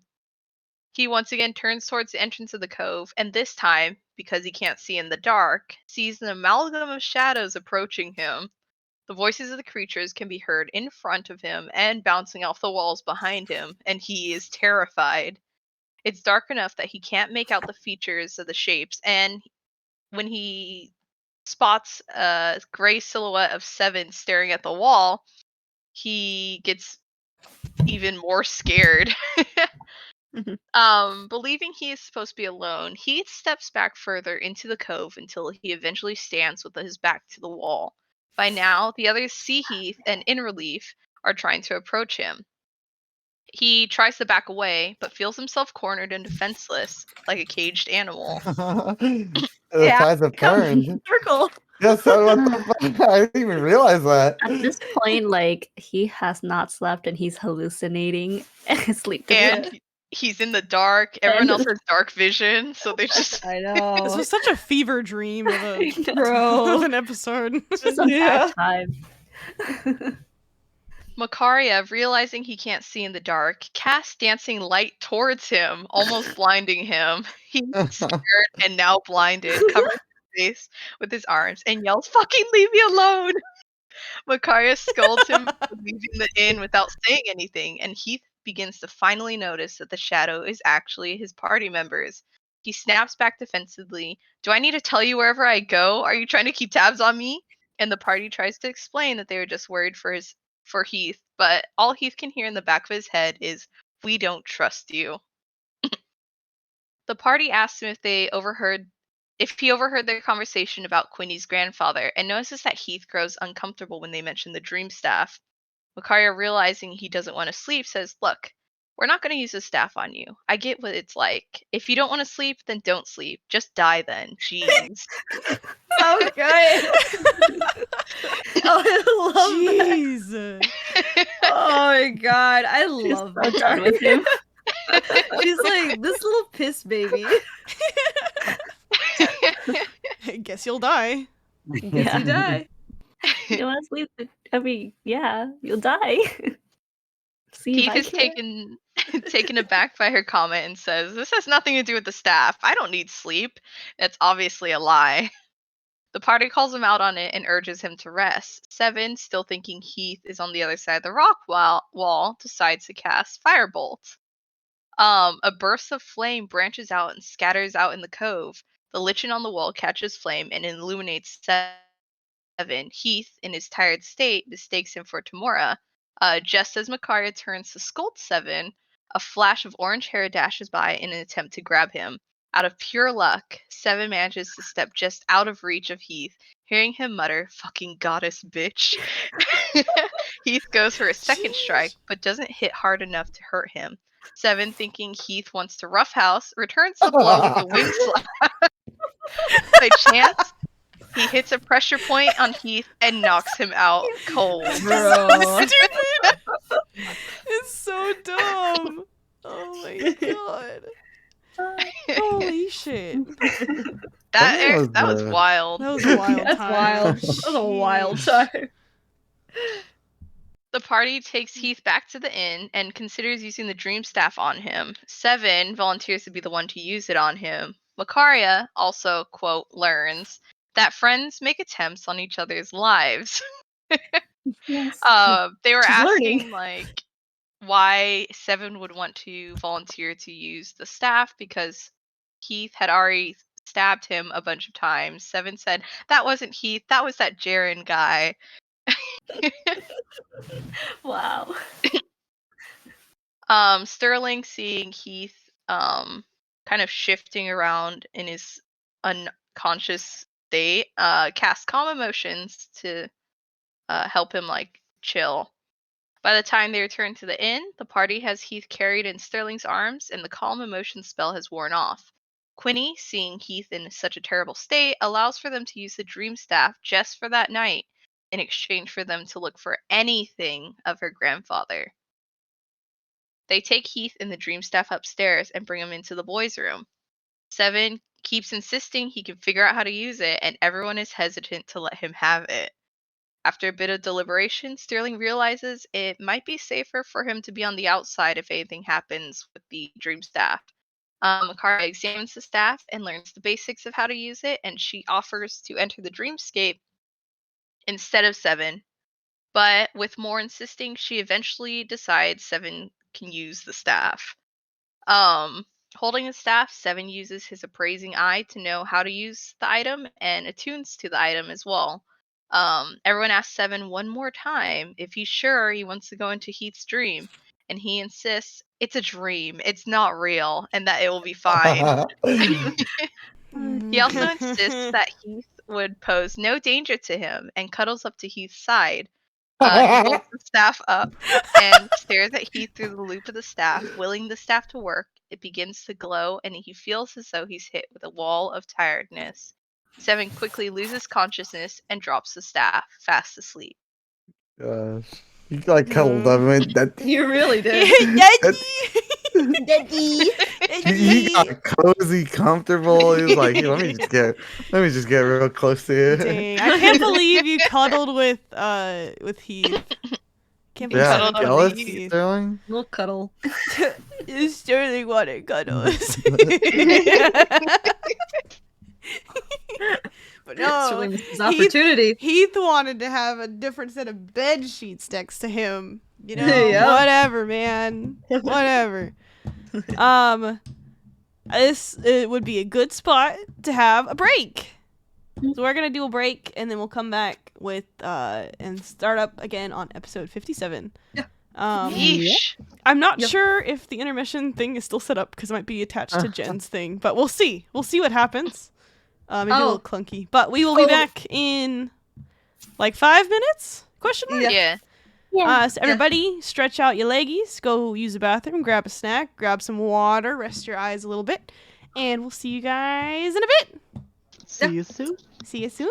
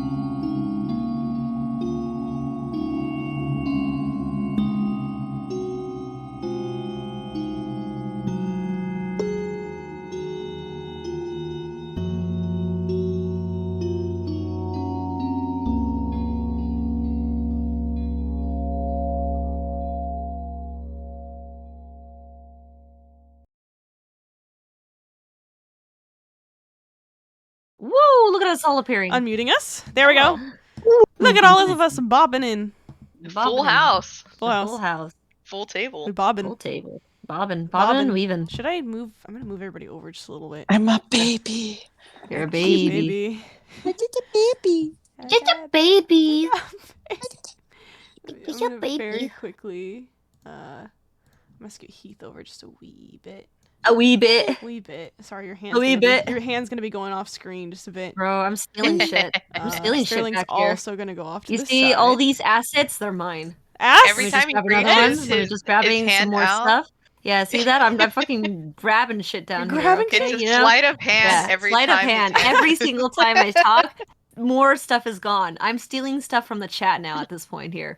Goodbye. These You're are mine. You're pickpocketing the chat. Yeah, I'm pickpocketing the chat right now. Oh, Love that for everybody, you. watch your goods. Yeah, watch your Oh, goods. They're he's gone gonna- already. Everyone just lost 8 doubloons. Hey, No, doubloons, cut goodbye. the doubloons in this I'm taking economy. the doubloons. Oh my god.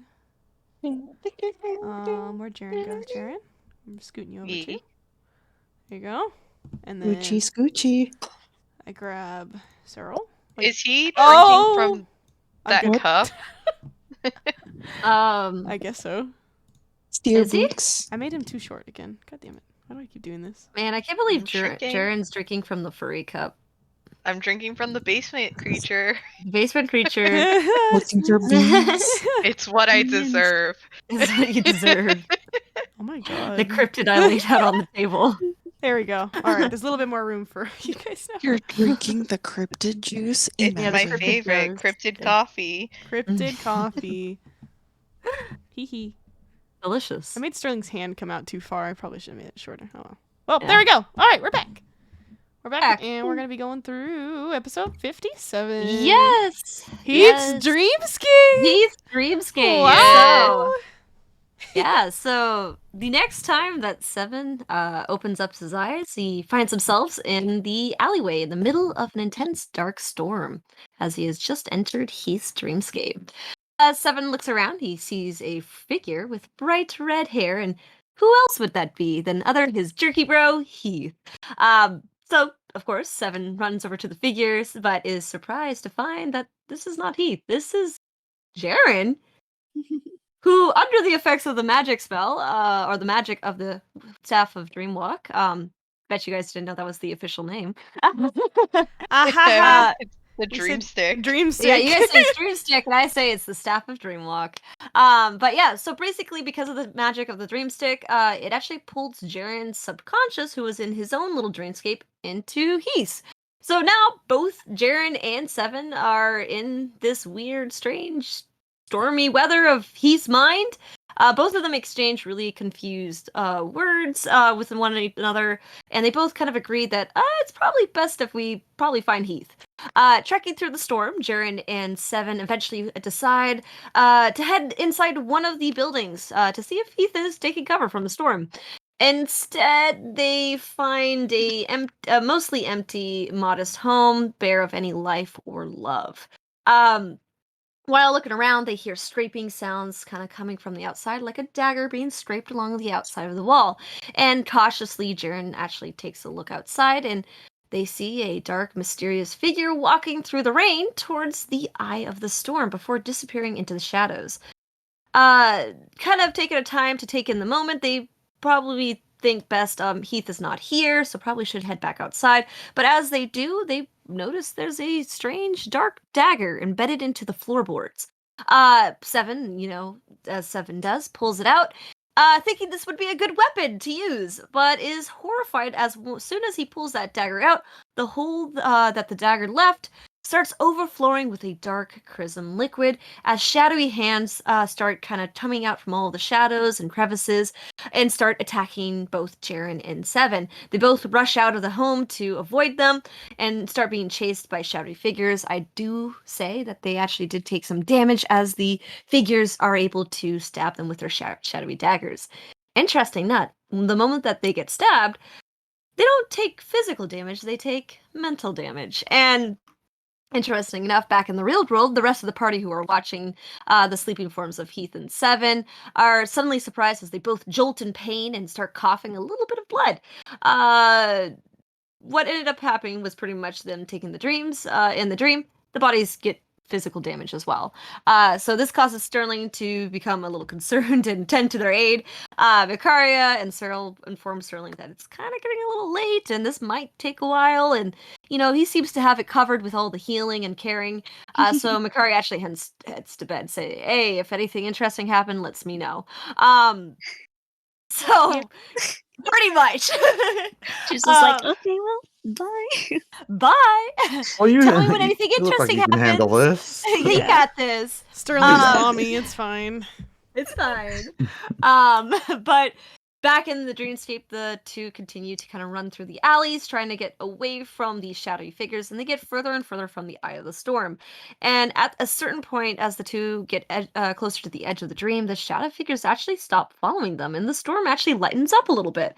They continue in that direction, hoping to find Heath, but they actually end up finding the edge of the dream, where buildings that are misshapen and glitching out are slowly falling into the edge of that dream and disappearing into the void. This sight informs both Jaren and Seven that this is basically Heath's soul that has been slowly eroding over the course of, I didn't take anything right there, but that's a year. And, I just said the course of mystery. It's Throughout years. the course. The course.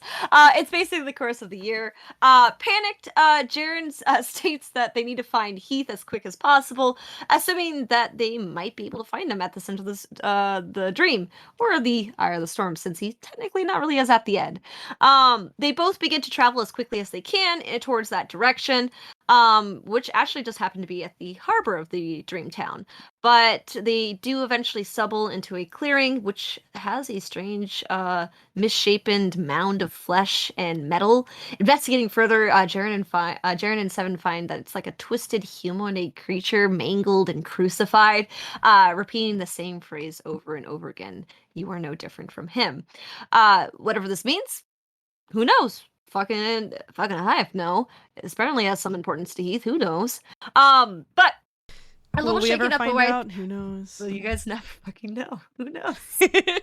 A little shaken up by what they saw, Jaren and Seven kind of decide to move on, and they do eventually find and reach the harbor, and they see kind of a mile out into the ocean. They see a figure kind of walking towards the Eye of the Storm.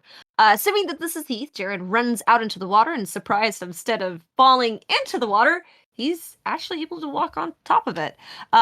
Seven, seeing this, follows suit, and the two run out to the storm, but this is where the storm is the strongest and definitely is trying to keep them away from the center. And so they have to fight shaky winds, storms, and even lightning as the two approach the center. They actually start seeing a shining temple that's located at the top of the water directly in the eye of the storm. But while they are thinking that they're in the clear, they are both struck by lightning. Meaning, back in the world, they're taking damage. Both Seven and Heath bodies kind of jolt yet again in pain. This time, blood pouring from their nose, mouth, and eyes. It's not a pretty sight. All of the orifices. All of the orifices. Orifices.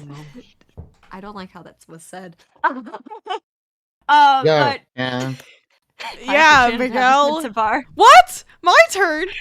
It's your turn. Aw, man. Censored. Oh, man, censored. I lost it. There it is.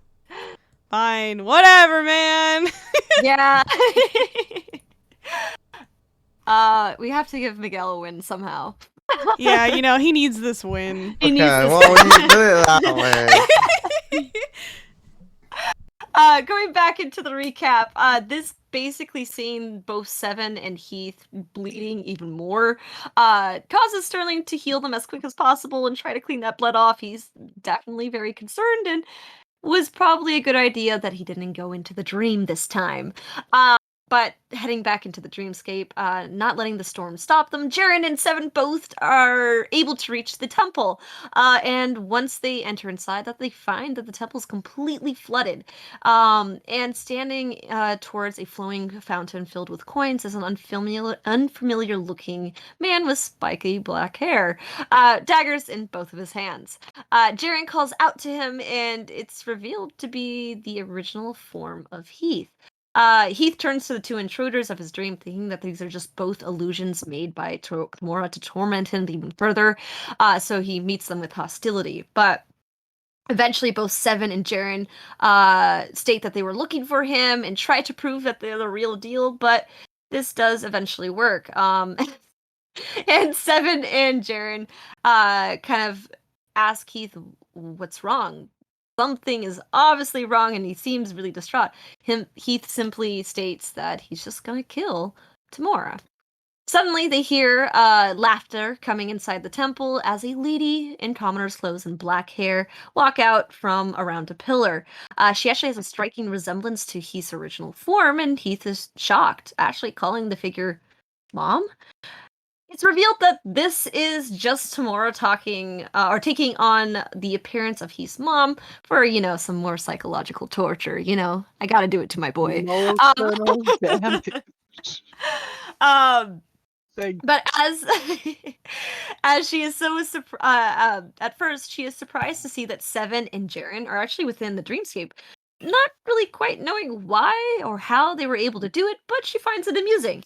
She continues to berate Heath as he grows impatient, and his rage builds towards the goddess. Seven actually speaks up and challenges Tamora, even claiming to go fight him in the real world. The goddess simply laughs and just points her little finger at Seven, and this causes Seven to go completely blind for a short moment before No, she the dispels lights were that just effect. turned off. Yeah, Yeah, completely sure. black.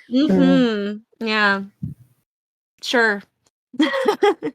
Jared Whatever actually- helps him sleep at night. Exactly. That would help, actually. Yes.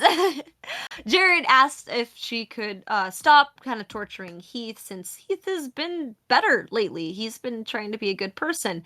But Tamora simply laughs and says that it won't be enough. She says some more cryptic things and, goddess things. They can't say anything normal. She snaps her fingers, and it actually causes Seven to wake up. But surprisingly, Jaren actually stays in the dream world.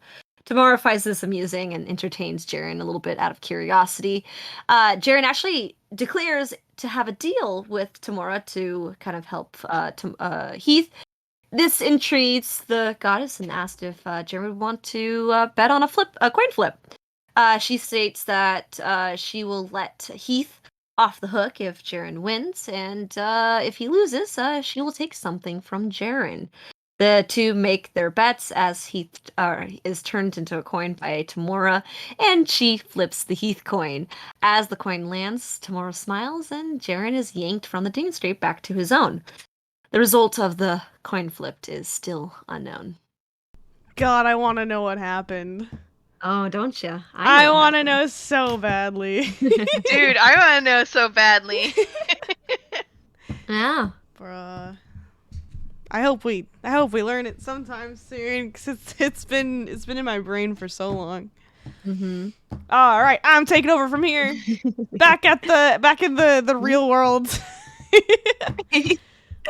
Seven wakes up in pain, rubbing his head and cursing, alerting Sterling as he's pacing back and forth and waking up the rest of those who are of the party that are still in the room. Seven is confused and wakes up in a hostile mood, and Sterling explains what happened on their side. Sterling gives the Heath-shaped jerky back to Seven, because he gave it to him at some point. I can't remember what. Protection. He's like, if I don't make it out alive, here. It's my prized The possession. Heath-shaped jerky. God. Yeah. And Zoe gives Seven some berries. Sterling questions Seven as he eats, and he gives him a quick rundown, not making much sense, but mentions that Jaren was there and some lady god turned the lights out. He said he threatened Tamora to find them in the real world. Seven God. claims to be a god and says Heath is dying and calls Tamora a false god, like all in the same breath. Sterling asks him if Jaren and Heath are all right, and Seven says that he thinks so, but Heath was really mad at Tamora, and he didn't really see much else. Makari and Cyril head back to their room to get some rest. Zoe decides to stay in the room just in case, and Sterling chooses to stay awake to watch over Heath. And Seven goes in and out of sleep throughout the night. He slept, but it was a weird night for him. It was weird. He had a lot of things on his brain. Nothing notable happens over this night watch, and Zoe and Seven start waking around sunrise. Zoe gives them some berries. Sterling tries to yank the bloodied blankets out from under Heath, but yeets Heath off the bed, and he lands on the floor, giving him a black eye. Zoe and Sterling absolutely fumble Heath's sleeping body, and he lands on Seven. They try again and manage to move him back onto the bed, and Zoe gets the sheets out from under him. Sterling then heals the black eye that he just gave to Heath, brushes the hair out of his face, and notices his chipped ear, immediately knowing that he gave him that scar. Seven sings the sheet song as the three of them go downstairs. It was something like sheets. And then there was something else, and I can't remember what the rest was. I don't know. I wish I remembered. I forgot about that. It was really dumb. The three of them go downstairs to talk to Quinny. They return the dream staff and get a fresh set of bed sheets. Quinny's a little surprised because she's never heard of people getting this fucked up when using the staff of Dreamwalk. There we go. I said the name. Hey. The name. The name. Let's see. How did I lose that? Okay. They go back up. Oh yeah, they return the dream staff and get a fresh set of bed sheets.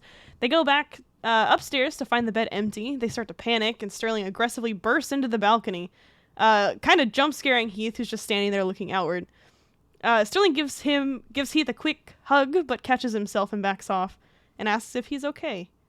Heath says he's fine, but when Seven asks what happened with the lady that looked like him, Heath pales and grimly says to not mention that.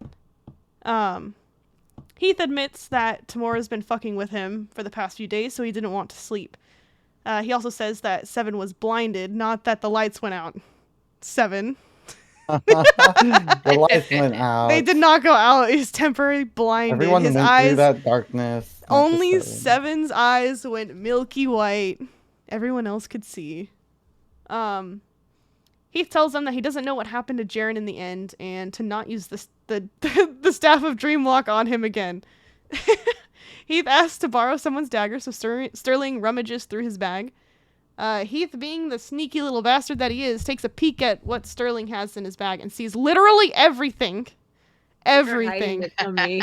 You are hiding everything from me. I was hiding one thing from me. Yes. And I saw. He saw.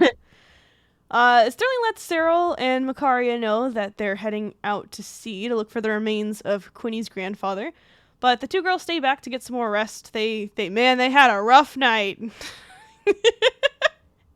They did. Makaria was sleeping like Anna from Frozen. That was a good visual. On the way out, Seven trades lint and 3 copper, which he says are 3 gold coins, for a very bright, flashy captain hat from one of the stalls. That was a very weird exchange where he was saying that it was his hat, his whole thing. Seven's dumb. God, I hate him. Can't see me, but I'm shaking my head. He You love manages. him. You know you love him. I do. I can love him at some point, maybe when he isn't so much But of not a freak. now. Not right now. He's too. He's too Seven. Don't worry. I like 7. Yeah.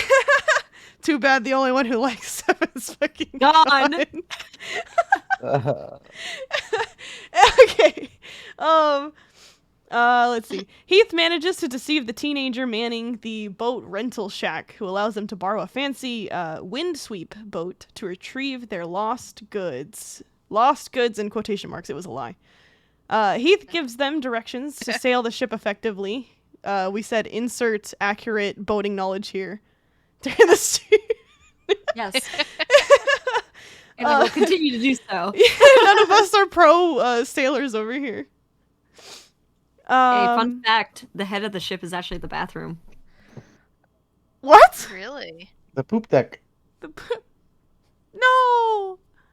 Poop deck. So when you say you're gonna head to the head of the ship, you're actually going to the bathroom. Sorry, continue. Okay. You poop learn in front of something new every day. everyone? I mean, I guess where else are you gonna poop? In the boat. Ugh. In the back. In the back. But that's what they're steering, huh? Oh. Man. Sorry, that was a little bit of a tangent. Mine's go- blown. I derailed. You I just have to did go poop derail. into the sea, and then the fish will clean you up. Yeah. Sure. Okay. All right. That's a real thing. Sure. Angelfish. They'll Sure. get real. They get real in there. Oh, All right. God. It's his turn. It's his turn. It's not his turn. Henry. This It's is pretty. I Yeah, don't know. Get in there. The way you said that was a little much. much. Anyways, Seven steers the boat zigzagging, and Sterling starts feeling sick from the fear of the ocean and from seasickness. Zoe dives, and they send down the net to scoop stuff off of the seafloor. They also cast light on the anchor when they're there, so that way Zoe can get a better look of what's below them. Zoe maneuvers the net to help scoop up some goods. They pull the net up and rummage through the loot. Sterling pockets some silverware, and he's like, "Well, I didn't know that you were so into like material things." And Sterling's like, "No, this could come in handy at some point, probably. Who knows? We could probably sell it." Sure. And they like a liar. They notice a small jewelry box, and Heath checks it for traps. He doesn't notice anything, but it ends up being a very sticky mimic. Meanwhile, Zoe gets smacked by a massive creature in the water. And then this is where it gets a little bit dicey with the recap over here. At this point, we had gone back to check on Makaria, who wakes up midday, talks to Quinny to tell her that the Dream Staff almost killed her party members, and asks where the rest of them are. Quinny is even more stunned by this information because she didn't know that the dream stick could be so dangerous and that it almost killed those people that she had slowly been like becoming friends with, kinda. Yeah. And then Quinny informs Makaria that they went out to sea to look for the remains of her grandfather. Makaria decides to enjoy her time alone, grab some snacks, and relax. Back at the boat, Heath stabs the mimic, and Sterling tries to cast inflict wounds on the mimic, but misses because the boat's shaky, he's sicky, Seven's not helping. And from there, we have some cliff notes. From there, while they are fighting the mimic and trying to kind of keep themselves like safe. Zoe starts fighting a giant territorial fish in the water. And while under the water trying to kind of dodge around this fish, she sees the skull of a wizard down there, and she grabs it and brings it up, and they Soul of a wizard.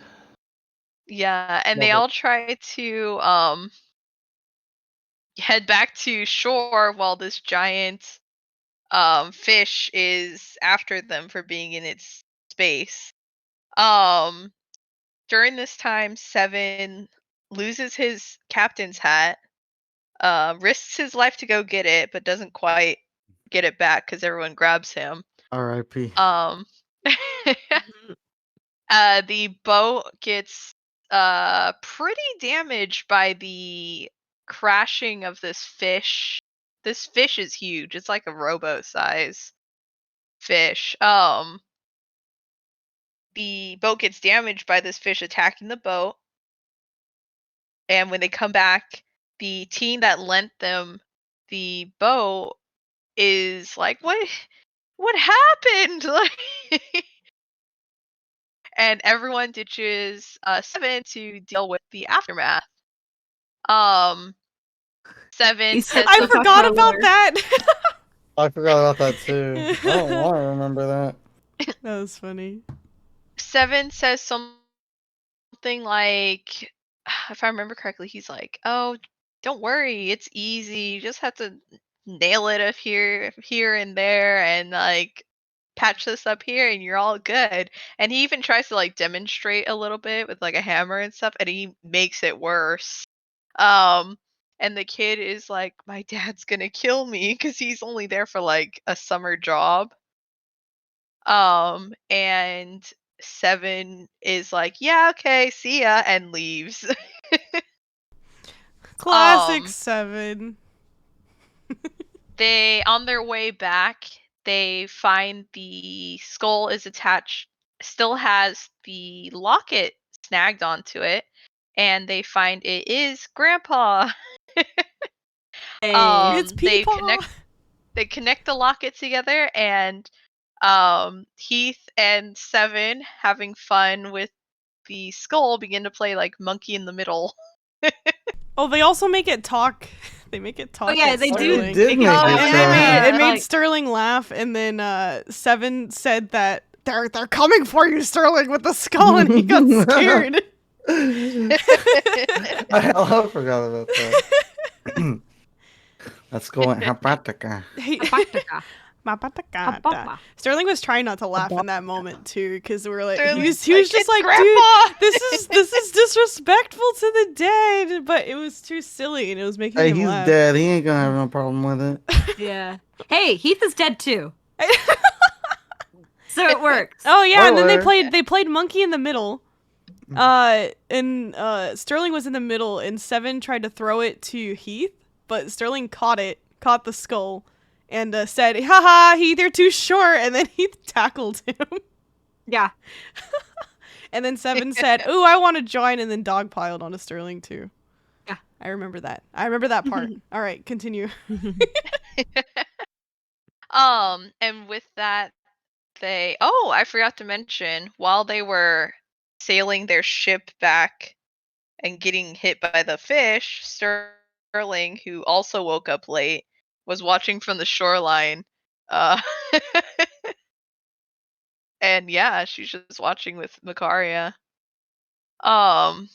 Anyways, they come back. They give Quinny the skull of her grandfather and the now connected lockets.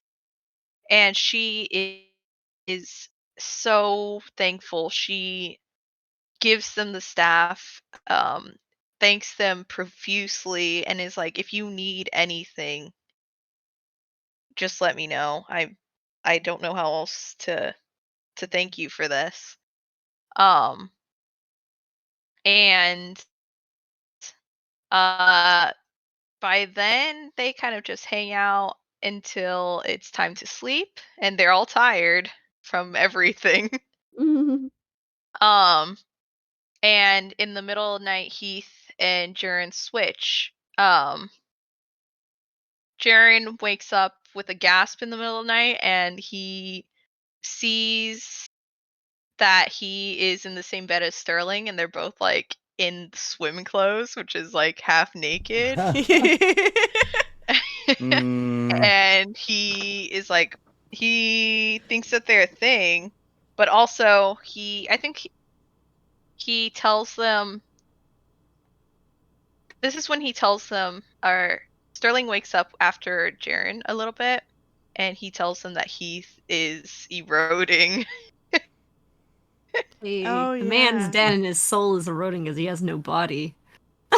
Yeah. Wait, was this the night that before Jaren woke up, that Seven flooded the room?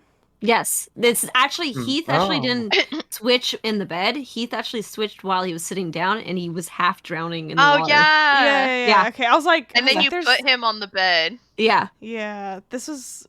Didn't Sterling throw Seven out the window again? Mm-hmm. Yeah. Yeah. There's another time. Yeah. Okay. I was He like, I got couldn't chucked out remember the where window that again. was, but I was like, Yeah. this sounds like it would be right around here because I don't think Jaren was out Yeah. yet when that happened. Yeah. That was a wild one.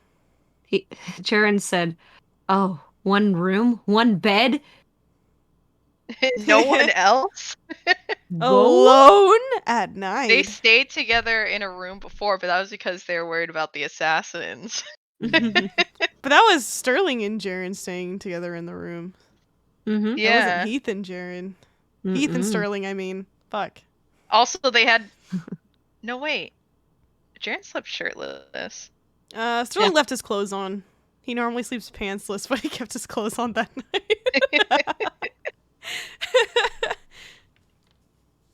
And yeah, half naked in the same bed, alone. Wow. Couple of dudes. Just guys being Couple dudes.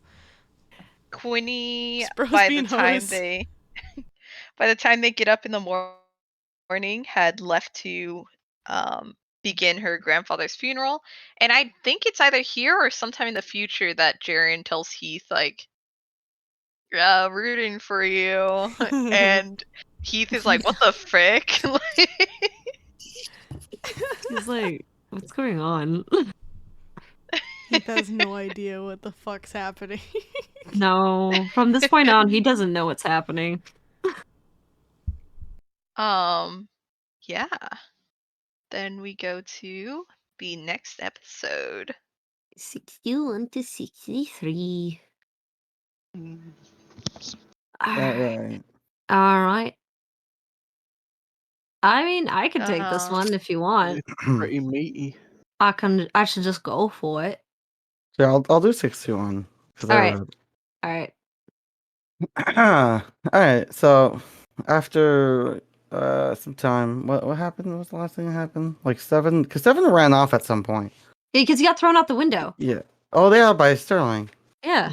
And then his clothes were also like there, because he was naked. He was taking a bath and flooded Yeah, the it room. was the bath. It was the bath. Oh, yeah. yeah.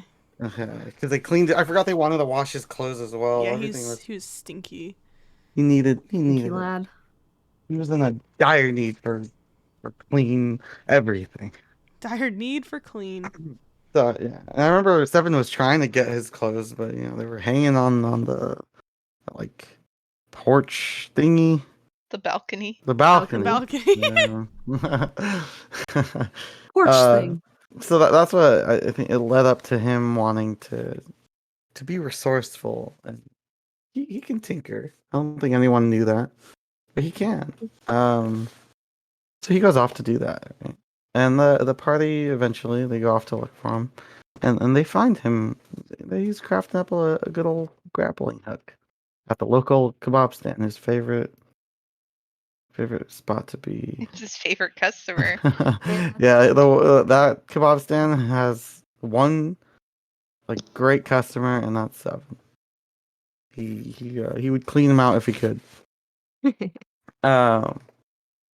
And then the party goes. They find him. They ask him, "What are you doing? Why are you doing that?"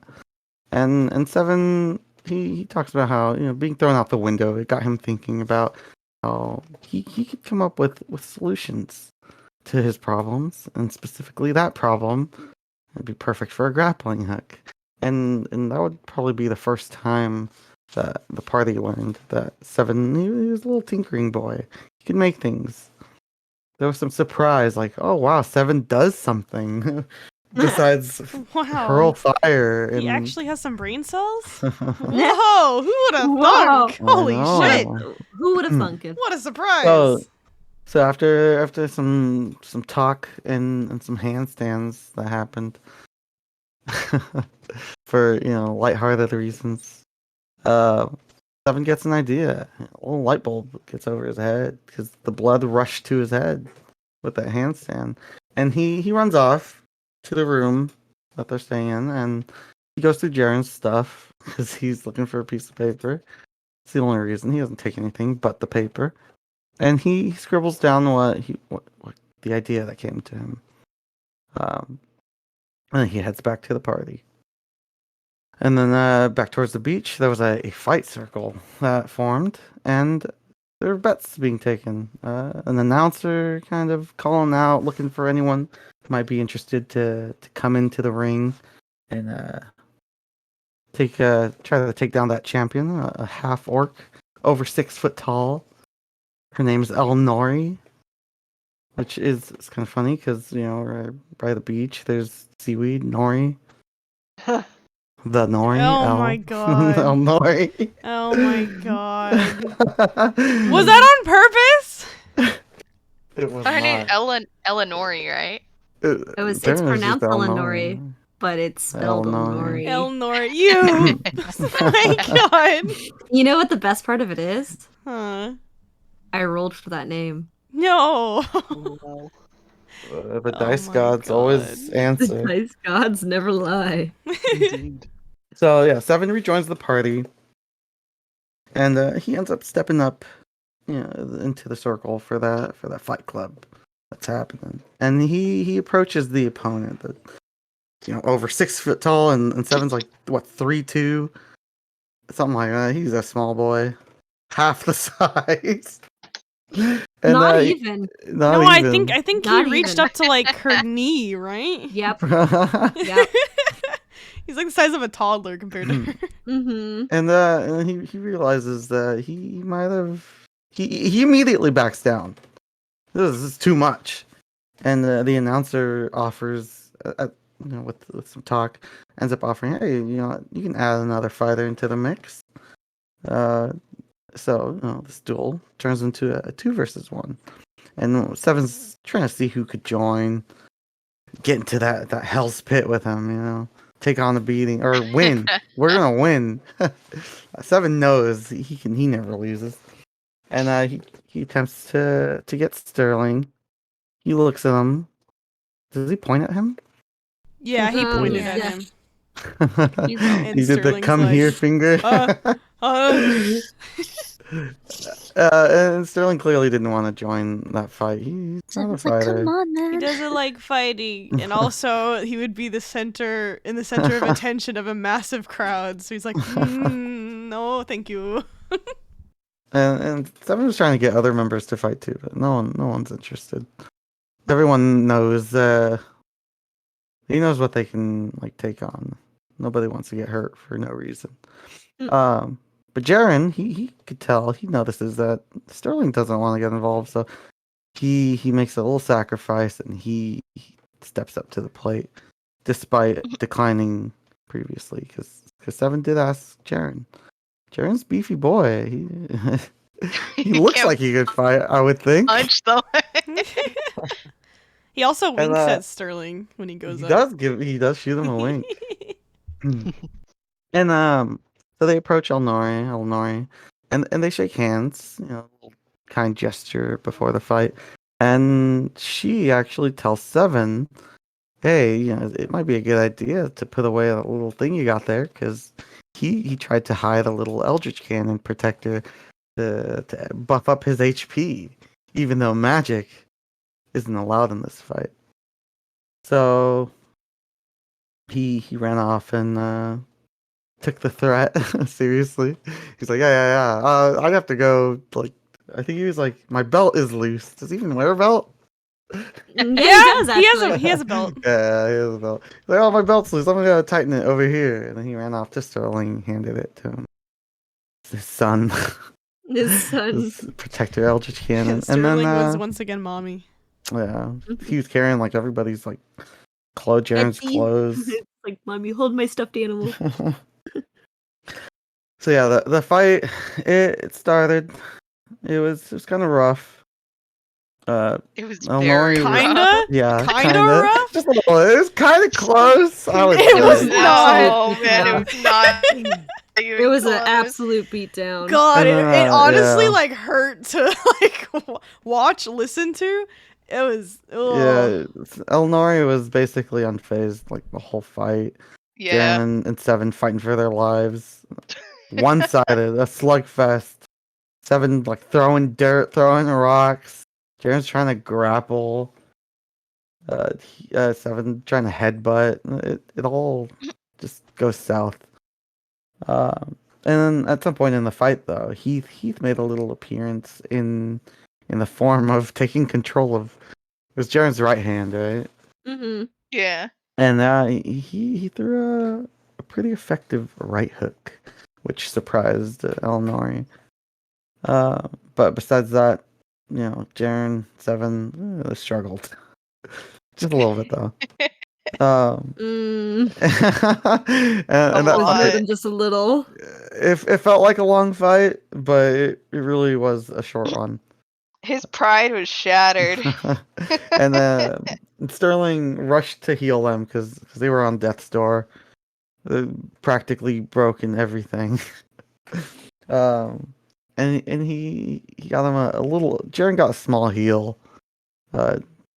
Sterling must have been a little too rushed and frightened, seeing his crush all crushed. Crushed. He also glared at Elnori while he was healing him. He did shoot over a little glare, even though this was a bout that Consensual was beating. consensual beating. He said, "You hurt my crush. You hurt my Jaren." And then shortly after tending to Jaren, Sterling healed up 7. Very effective heal. It was the performance anxiety, okay? He said, "I'm healing Jaren. I'm scared." It's So healing now we all 7, not a know- big deal. Here Now you we go. all know the true favoritism. The true Shut favorite. up. Yeah. So the crowd disbands. The night starts to calm down, and Jaren and 7 they go off to reflect, and they're floating at the shores, Kingdom Hearts style. Simple and clean playing in the back. Simple and clean is the way. Sterling was there too. He was kind of sitting off in the sand. Yeah, they were reflecting on that fight as the seawater added salt to the wounds. And Why'd you write that so dramatically? you like that? Yeah, that's actually good. Is that And, the part you were talking about? You were like, "Yeah, I wrote this real well." Holy shit. Anyways, That's great. so the party they've been on a winning streak in their journey, and this moment brought it down, and it reminded at least some of those. I don't know who. Jaren and 7 were definitely thinking about it, but it reminded them that they're not the only ones that are winners. Sometimes they're going to be losers. And Jaren, he yells suddenly, clearly frustrated, and he just runs off. Now he's throwing a little tantrum. He's got a little piss baby Yeah. moment. And Sterling's just like, what just happened? Why did he just do that? Because Jaren's he's not one to do that, right? He doesn't usually yell out of nowhere. Or does he? I don't know. But know. Jaren, he made some distance, went off to a hidden cove, and he vented out his frustrations. He felt like he was an imposter in the group because everybody wanted Heath, seemingly. It's L plus I mean, it's ratio pretty- plus I wish Heath was here. Yeah. Yep, exactly the name of the Exactly. title. And then after that venting, he went on back to the party, Mhm. and while that was going on, while Jaren did that, 7 he got into a depressive episode, a little slump, because he has only known W's, no L's. No L's. He's been collecting L is not W's. his direct. He's been collecting L the is not in dubs. his dictionary. L's not. And he got a pep talk from Zoe, and that helped bring some positivity to light for 7. He did mention beating Jaren. He's like, maybe if I hit Jaren, beat him up, he'll come. Something like that. And it was funny. There's other thing. I remember Zoe was mentioning, like, hey, sometimes, like, what you should reflect on, like, what even is a loser. And Seven did mention he's like, I think he looked at his reflection in the water and he's like, I know what a loser is. Oh my gosh. I know. Oh my God. So that was a little moment for him. And on the other side of things, a little more cheerful, Makaria is asking Cyril for advice on fishing. And Cyril goes on to teach her because Cyril has experience there. And she must have been a great teacher because Makaria reeled in a pretty good haul of fish. And then she proceeded to ask Cyril, "Who's like, here's my catch. Now let's prep and cook them. Do the work for me." Pretty much. Because Cyril's done that in the past. She's prepped and cooked fish. And Cyril notices on the sidelines that fireworks were getting prepped to be shot right into the air, and as the fish were being prepped, cooked, the night sky was lit up by celebratory incendiaries. That's what Cyril called the fireworks. It's a good quote. And it startled a few because some of the group haven't experienced fireworks, so it might have been the end of the world. But those fireworks, they came and went pretty fast, and Makaria had to make a little comment on that. Like, it's just like human life; you're just gone in the blink of an eye. Best quote in that episode. I loved it. I think led so Sterling to go a little. Sterling got worried, didn't he? He was like, Yeah, he got a little my spooked. friends are gonna die. Yeah. The people I know. He said, Oh gods, I gotta get stronger. Gotta protect my foods. Yeah.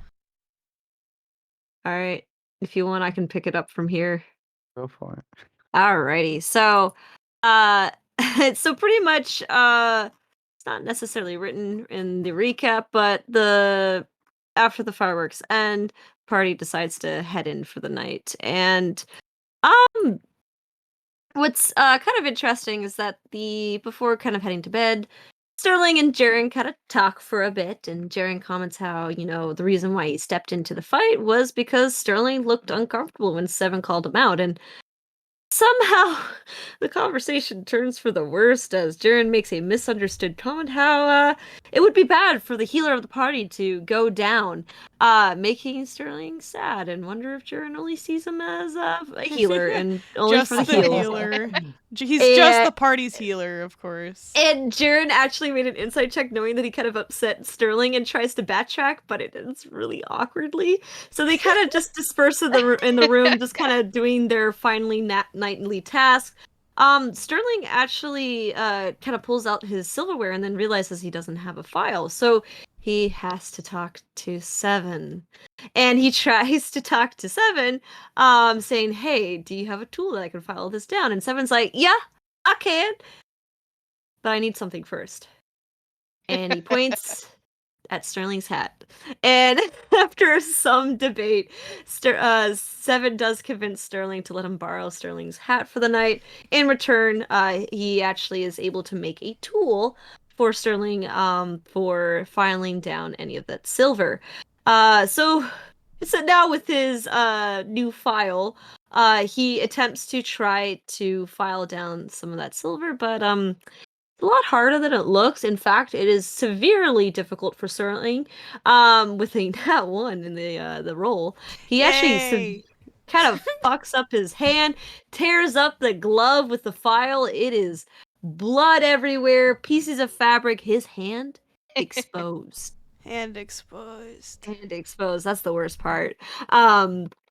And Jared actually sees this and attempts to help Sterling and actually even heals him and even mends the glove back together.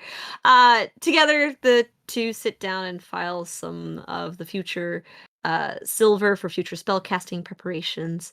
Who knows when it's going to be used? Wow, I wonder when that's going to be used. Yeah, I wonder when that's a thing. Eventually, the night comes to an end and everybody does actually go to sleep at one point, but they do wake up for the next day. The party decide that it's time for them to head back to Phandalin since they've got everything that they needed to do with the beach, and some of them really just kind of wanted to get it over with, and others, like Makara, Zoe, and Cyril, kind of feel a little sad for leaving what was a nice vacation for them. Before they leave the inn, they actually see Quinning, who's back to working, but she's extremely hungover. But she tells the party that the town is very grateful for all that they've done for them with finding Grandpa. Grandpa. And Found Peepaw. Peepaw, and then that they're always welcome to come back. But on the way back to Phandalin, the party has to mentally switch from vacation mode back to adventuring mode. And as the party reaches pretty much the halfway point, they actually see some folks approaching them on horseback on the other side of the road. Real quick, pass- sorry, yeah. we forgot to mention at some point, Quinny does give them the Staff of Dreamwalk. Oh, I think yes, that that's- is right. No, I did say that that is- earlier. That was you? a little bit earlier. Oh was back shit, when, I missed it. Sorry. That was during 59. Oh shit. So, My yeah. bad. No problem. Yes. I'm tired. I'm sorry. Hey, we've been going on for this for quite a while, so our minds are kind of slowly going insane. I'm sleepy. It's okay. So on the way back to Phandalin, the party has to mentally switch back, and on the halfway point they meet some men on horseback, and they pass by, greet each other, and with a little head nod, and all seems normal. Once the men on the horseback pass the party, they actually double back and surround them. The leader of the men demands the party to drop all their valuables as they are about to be robbed. The conflict quickly becomes a fight as the party tries to take down these cowboy robbers. But interesting enough, during the fight, Cyril's actually able to steal one of the horses from the men, and Steven actually unwillingly rides away with one of the robbers and the horses as they're fleeing from the fight, but unfortunately, in the heat of battle, one of the horses actually does run away. But funny enough, after the dust settles, the party is left victorious. Now, with a bunch of dead robbers at their feet. But after the fight, the party gathers the remaining horses. Surprisingly, the one horse that ran away actually comes back and reunites with its herd mates, since they were actually from the same ranch and they grew up with each other. So they were lonely. They wanted to be with their family. The party quickly becomes attached to the horses, even naming them Cookie, Cream, and Coco. But the party actually do eventually find a safe place to rest as time for night is quickly approaching.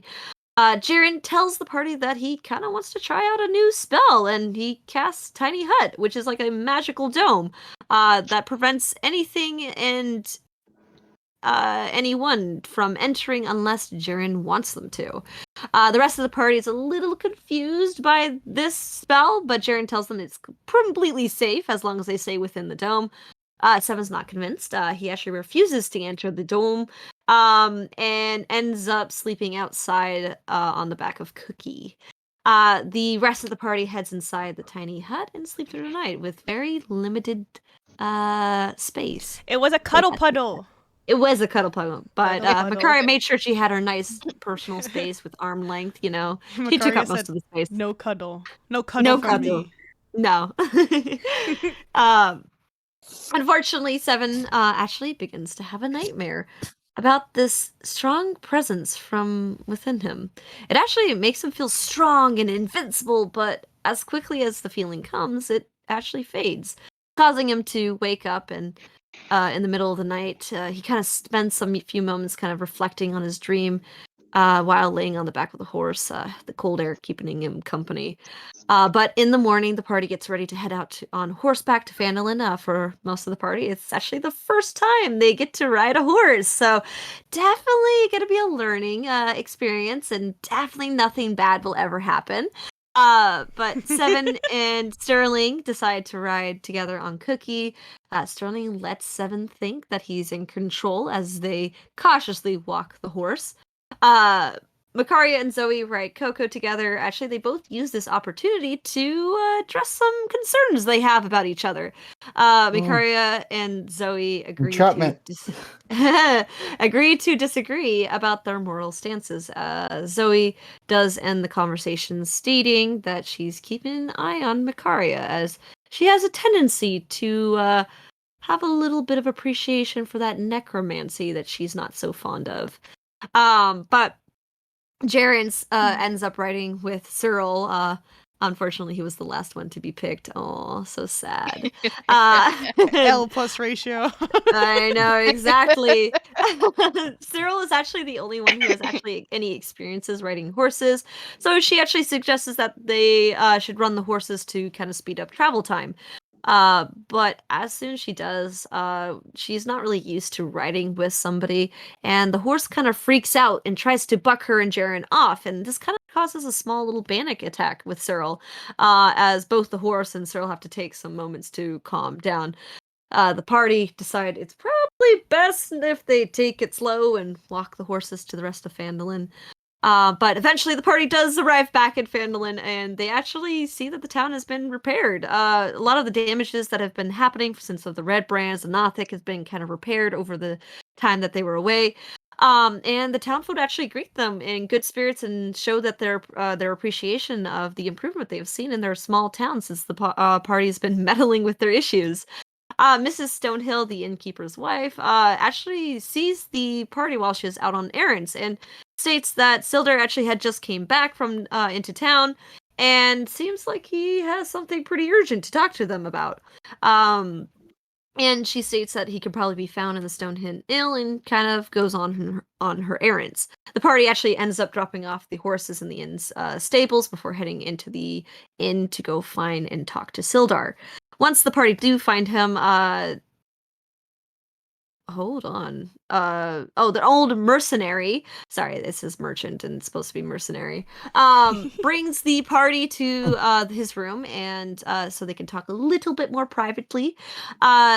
He tells them about his concerns for Gundren. Since Sildar pretty much had returned to Phandalin, Gundren was not really acting like himself and seems to be kind of rambling like a crazy man. Sildar, not knowing what to do with him, had actually ended up locking Gundren in his own room so that he wouldn't hurt anyone or himself. And the party does actually convince Sildar to give him the keys so that they can check on Gundren for themselves to see what's going on. And when the party does do this, they find Gundren in his room mumbling to himself. Around him or like a bunch of scattered drawings, the same ones that are very similar to the ones that they saw in Nesnar's journal. And interesting enough, Cyril actually recognizes one of those drawings as a familiar creature, who we'll find out later here, but is unable to figure out why she recognizes it. Jaren actually does speak up to see if Gundren can hear them in his mad state, but this causes the dwarf to get up and try to stab Jaren. And the party quickly grapple Gundren and try to calm him down, enough for him to be no longer violent. I believe Calm Emotions was actually cast in order to do this.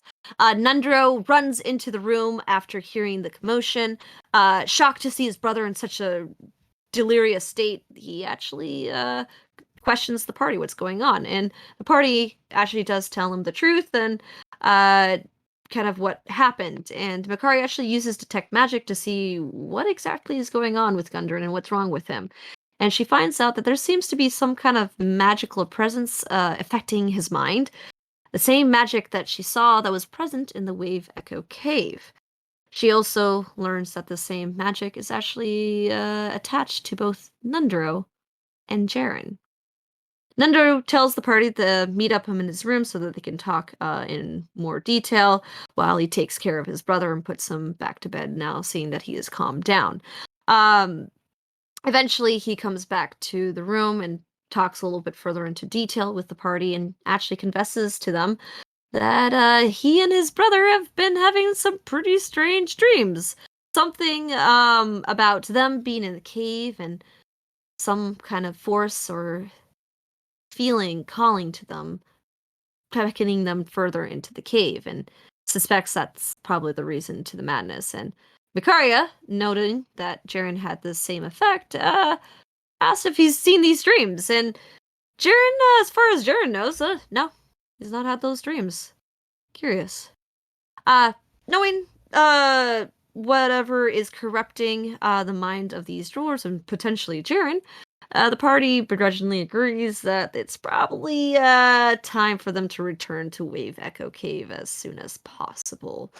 Nundro is happy to see that the party is willing to help them and his family again, and ends up giving him a small golden rune with a green drawing of a fire brazier. He states that this might have something connected to the cave and its magic. And Seven, he sees a nice, pretty shiny thing and decides he needs to be the one who he needs to hold it, and puts it in his bag of holding for safekeeping. Very safe. And that ends 63. I didn't write this next part, but I can take over if All you need a right. break. I believe I wrote this one, so Oh, did you? Did you want a break? I can keep going. Honestly, I could finish this off if I want to. All right. Yeah. Okay. All I right. can finish it off. This is no different than what I normally do. Okay. If you ever need a break, though, just let us know. Yeah. I haven't So- gone. I feel bad. Oh, if you want, you can. You could do. I could do the last one. Okay. Were we just starting the 64. 64? Yeah. Yep. Okay. Mhm. Alrighty. 64. Phandalin. After their talk with Nundro, the party debated their next plan of action. Begrudgingly, the party agrees that they need to eventually head back to Wave Echo Cave and stop whatever is affecting the Dwarf Brothers and potentially Jaren. While in town, the party decided to do some errands. Seven, taking the lead, heads over to Barthen's provisions. Barthen, like normal, is antagonistic towards the party, but does let slip that the reason he is this way is because he blames the party for the death of his wife, who was killed by the Nothic Mr. Giggles strikes again. Hey, yo, fuck that Mr. Giggles. He sucked. Right? Ugh. Me and my homies hate Mr. Giggles. My homies hate Mr. Giggles. Honest. He dead. He dead now. Good riddance. The party does see some items that could be useful, but between Barthen's unfair prices and rude remarks, the party ends up thinking this whole attempt to shop here was a waste of time and leaves without purchasing anything. Disappointed with how their errands are going, the party hoped to find some good information at the Shrine of Luck and potentially a way to help Heath. Makaria asked Sister Garel? Garrelay. Garrelay. Thank you. I was like, that's not it. I can't remember. Garrelay. Thank you. No If there are problem. some books about Timora, which Sister Timora, yeah. Garrelay obliges to. When I'm reading it, it's not the same. Oh no, I know. And obliges and shows Makaria the small modest library in the temple. Makaria doesn't learn anything that can help Heath, but ends up spending an hour reading up the lore of Timora and her history in the Phandalin area. In the meantime, Seven and Sterling question Sister Garrelay what kind of goddess Timora is. About what kind of goddess Timora is. She tells them that Timora shows herself to her followers in different ways, but is always seen as a kind and benevolent goddess who brings luck to those who pray to her.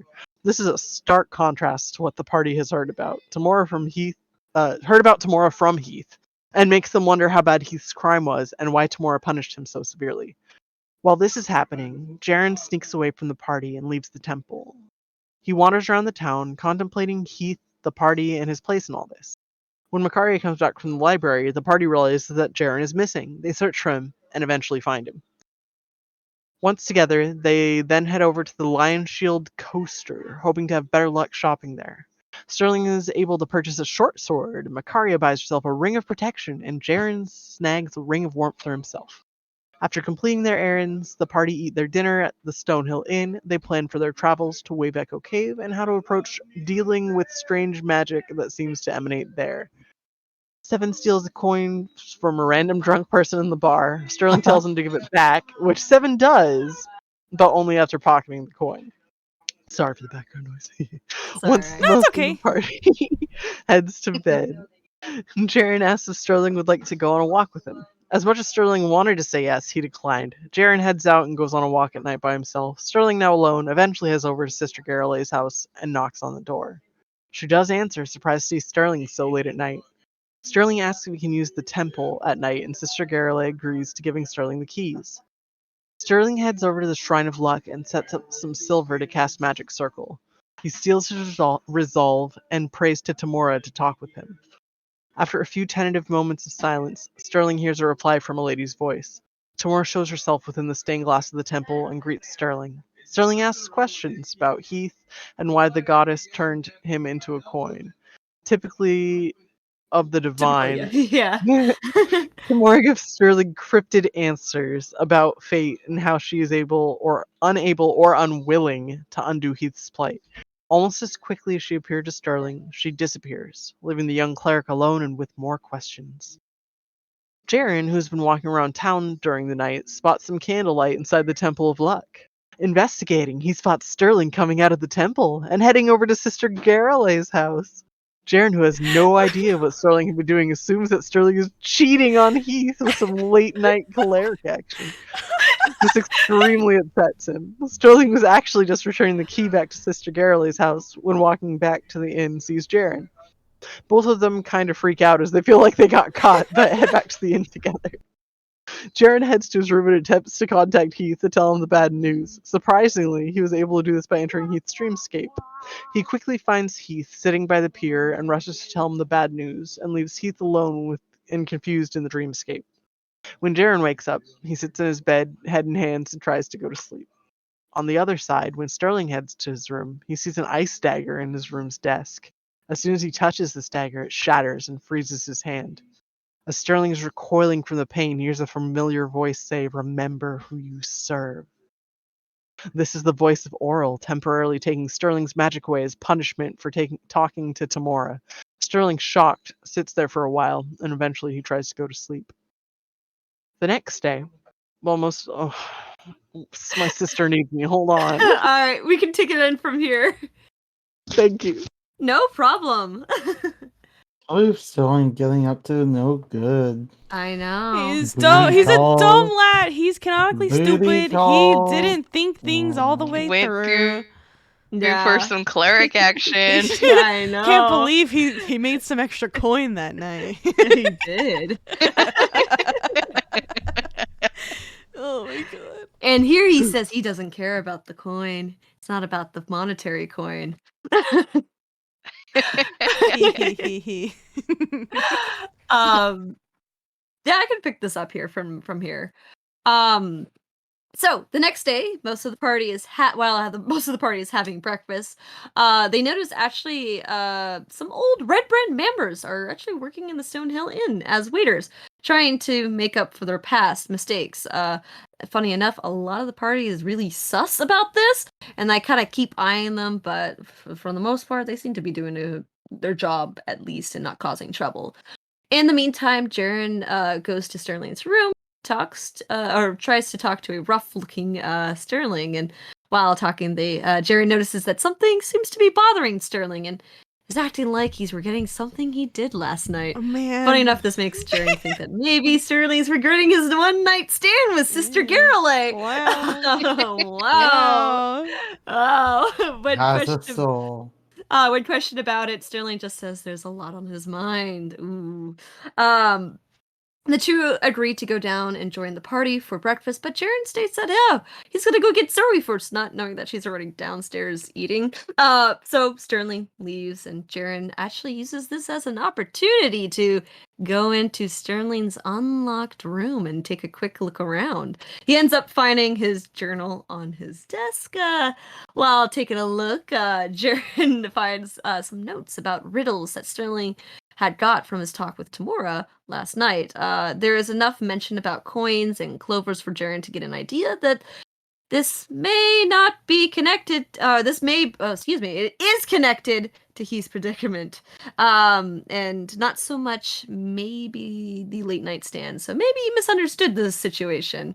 Jaren, after snooping of Sterling's journal, decides to finally join the party for breakfast. But once they finish eating, the party begin their hopefully last trek to Wave Echo Cave. After a fairly safe and quiet trek to Wave Echo Cave, the party decides to take a night's rest before entering for any final preparations. Jaren shows off the teeny hut yet again. This time, Seven does decide to sleep inside the sphere, trusting Jaren in his strange magic. While late up at night, Seven actually ponders why cowboys are called cowboys and realizes he does not have a cow to ride. Thus, he cannot truly call himself a cowboy. I forgot Jaren- about that. Why? Jared, confused by Seven and his rambling, convinces that there are more pressing matters than looking for a cow. And he does this with a thaumaturgy of a cow saying, "Don't look for me in the cave. I'm not in here." So when Jared does go to sleep, he yet again tries to contact Heath. And this time it's to inform him that Sterling is not cheating on him. What good news? Once Heath sees Jaren, he yells at him for talking like a crazy man and leaving without an explanation. And Heath eventually realizes that Jaren had misunderstood the Sterling and Heath relationship and ends up correcting him by stating that there is nothing going on between Sterling and Heath romantically. Yet. I'm kidding. So the party heads into the Wave Echo Cave once morning comes. And this time the cave is emanating an ominous and impressive vibe coming deep within the mountain. The party travel through the cave and surprised that the magic of the cave has an extreme effect on Jaren. Whatever the magic that is present in this cave, it's causing Jaren and Heath to feel extremely sick and keep switching control of Jaren's body. They keep flip-flopping. It's really weird because it happens every 5 minutes now. Eventually the party gets to the room that contained a green fire brazier that they had previously saw. Sterling has this idea that he will use a scroll of augury to ask Earl what they should do with it. If they should put the rune inside the fire, mess with it. I don't know. Is it worth it? Maybe it'll curse us. I don't know. This is what Sterling wanted to find out. So he casts augury with the scroll. But it's weird. Something goes wrong when he casts his. It's almost like it blows up on him and kind of freezes his hand. And it makes him start thinking that Earl took away his magic and might be abandoning him. Oof, yikers, man. Well, Yeesh. I know, yeesh. Yikes. Ooh. While the party is trying to figure out what they should and shouldn't do with this rune and if they should throw it into the fire or not, Seven takes this as his time to shine and takes the initiative to grab the rune from his bag and just chuck it into the fire anyways. This causes the room to shake and a hidden staircase is revealed. Seven, of course, leading the way as the rest of the party are kind of forced to follow him down the stairs further into the cave. The stairs actually lead the party to the first of many puzzle rooms. As the party solves each room, Jaren and Heath continue to switch back and forth, feeling sicker and sicker as they do. The party eventually arrive to the last chamber, where, interestingly, the party is greeted by someone who they met a while back in their travels. It's Kost and his zombies. Kost looks a little bit panicked as he has just finished up his preparations to enter this gray and purple portal that seems to be illuminating the room. When the party confronts him about his intentions, the Kost declares that this won't be the he won't let Sterling ruin this for him again. And this makes Sterling kind of turn those cogwheels of his, and he actually ends up recognizing Kost as someone from his past, Mr. Valoran, the father of Sterling's late friend. Kost tells the party that he won't stop at nothing to revive his daughter, and runs into the portal with half of his zombies, leaving the other half to stand guard at the portal, prepared to attack if the party were to approach that portal. Sterling quickly tells the party that he needs to stop Kost and states that he's going to go after him. Even suggests that the party doesn't need to be involved. This is something that he just needs to do. The rest of the party agree to back up Sterling. They've gone this far with him, so might as well. They actually end up fighting the remaining zombies, but after the fight, Macaria and Sterling take a quick look at Kost's notes that he left at his makeshift workbench that he left behind, learning that he's looking for an Adrenarch that can lead him to a way to find his daughter's soul. Once the party mentally kind of steel themselves, Jaren leads the charge as they enter into the portal to chase after Kost. And now we enter the last segment of our recap. Yay! Hey. Yay! Hey. Ready for pain! Hey, this is gonna be a great time. This is my favorite section, It's gonna guys. be great. I'm not gonna My cry This was again. really good. This I'm not actually gonna really Nice. good. cry again. Are you sure? I'm not gonna Alright, cry again. All right, I'll start this. No We'll see. promises. Yeah, you're not gonna cry, bro? Not gonna cry? I'm gonna try see. not to. We'll see. So once the party enters the portal, they find themselves in a strange starry nightscape of the astral sea. While getting their bearings, they kind of realize there's an extra person who had joined them into this new plane. That person is the starry and sparkly form of Heath. Funny enough, the party opposes Heath with Histali, except for Seven and Jaren, as they both have seen his original pre-corn appearance. The rest of the party kind of puts one and one together and realize that this unfamiliar person is actually the original body of Heath, and it's Heath himself. With the help of Makari and Seven's understanding of the Arcana, they are able to deduce that Heath's sparkly body is basically his soul astral projecting due to being in the astral sea. After a bit of discussion, the party helps or explains to Heath that they kind of need to go after Cost, and they're a bit on a time crunch, and they need to stop him. Looking around, they do find themselves around, sort of surrounded by floating stony islands. Further away, they could actually see an extremely tall wizard tower in the shape of and see the shapes of 7 figures going inside the tower. The party begins to move, and they realize that in order to move into the astral sea, they have to think. Some pick it up extremely well. Others, like Cyril and Sterling, not so much. In fact, Sterling was so bad that he could barely concentrate enough to stop him from rotating in place. He's not going anywhere. My boy as- dumb. My boy He's so- dumb. This poor He's so boy. dumb. He's so stupid. Yeah. His brain so tiny. So dumb. Small. As Seven and Heath make fun of Sterling as they do, Jaren does offer to help Sterling, trying rope around each other's waist to at least get Sterling going in a forward direction. He Seven became asked- balloon. He became, yeah. Servant actually asked for some healing from Sterling, who says that unfortunately has lost his spellcasting ability.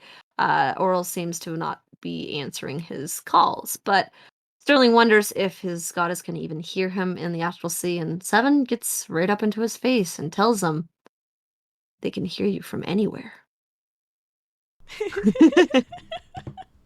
Actually, hold on, I have a better way to do this. Horrifying. Hold They on, can hold on. hear you from anywhere. Are you from anywhere? Oh god. Oh, Yeah. I hate Seven so much. I hate him. He's such a bird. He's such a He's bird. such a freak. So Sterling takes a moment to pray to his goddess for forgiveness, and thankfully his magic is restored with some pretty much words of kind of threatening words from Earl saying not to do this again. Unfortunately, just as the party is starting to get the hang of moving through thought, gravity seems to suddenly turn on towards the islands, and other than Seven and Makara, the party crashed down onto the islands. Other than being a little bruised, the party is still able to continue on foot towards the tower. The islands they traverse seem to be telling a story of an old operation between wizards and dwarves in order to do some kind of weird research of the astral sea and its magic from, I don't know, 100 years ago. Unfortunately, like Wave Echo Cave, much of the buildings haven't seen life for a very long time. But the party do actually find several useful items, including a potion of greater healing and a small green flame, giving their weapons magical healing, or magical properties, but only for a small bit of time. To cross some of these islands, the party kind of has to step on some stepping stones, use grappling hooks, climb ropes, and, leap across gaps and stuff like that. Even though it was pretty easy to traverse for Heath and Jaren, the rest of the party kind of struggled, some even falling below the islands. It's very lucky there was like a little bit of a gravity safety net so that they didn't go floating away and never to be seen in the astral sea. At least they were able to climb back onto the islands.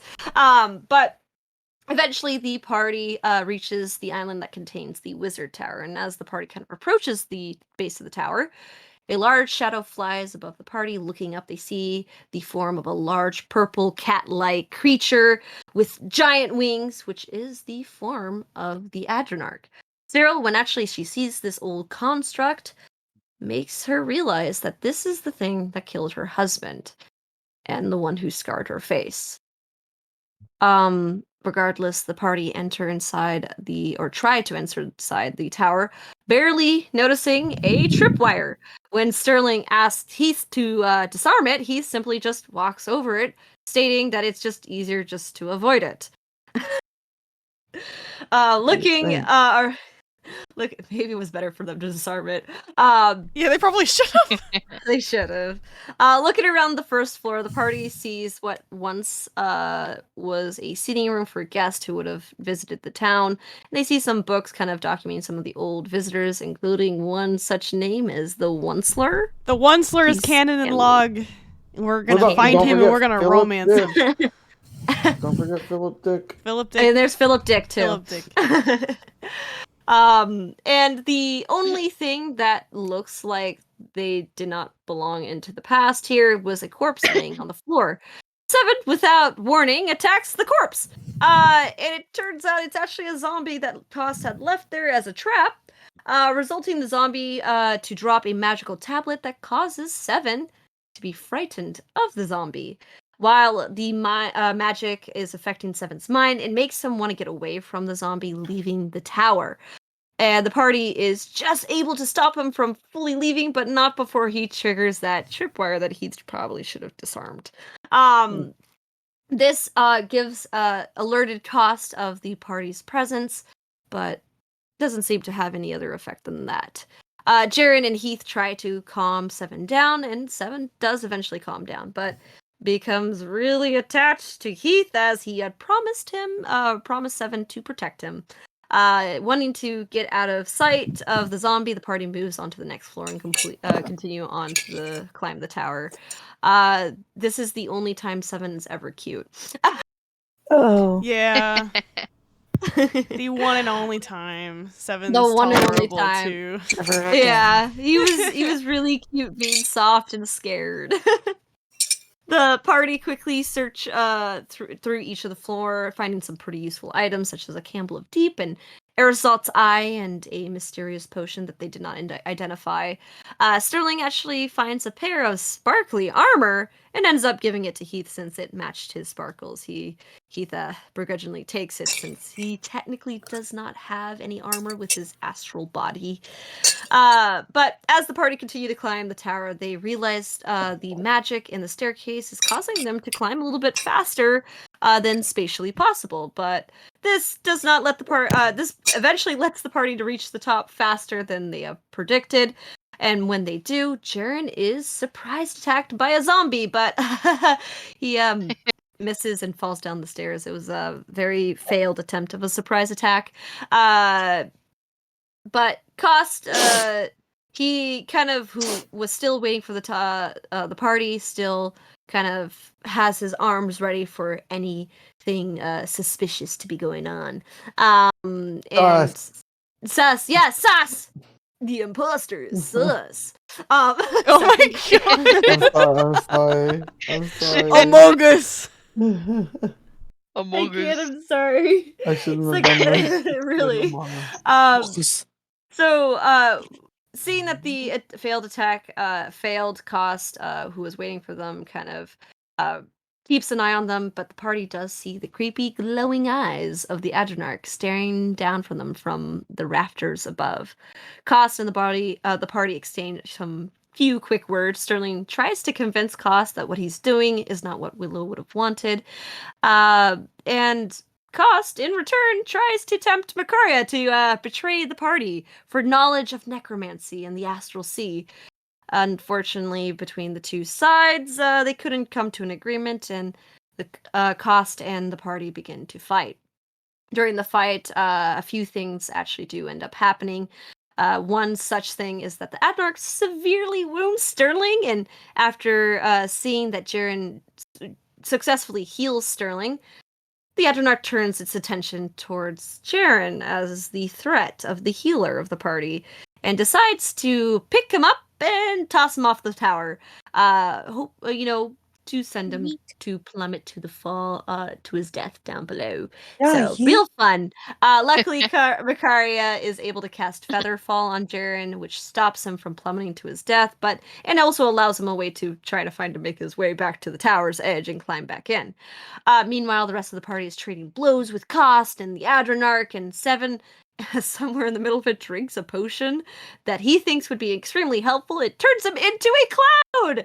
To him, he was safe from any enemy blows. For the rest of the party, Seven fades away and disappears, making him look like Seven died. Yeah. Disintegrated. Yeah, pretty much. He disintegrated. He got Thanos snapped. He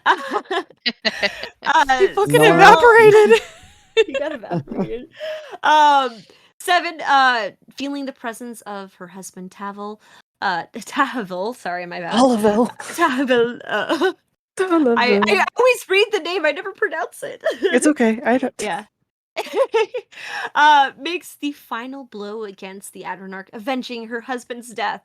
Heath, in the heat of the moment, seeing, party members fall, tossed off the edge, evaporate, in his kind of bloodlust, ends up killing Kost, much to Sterling's disappointment.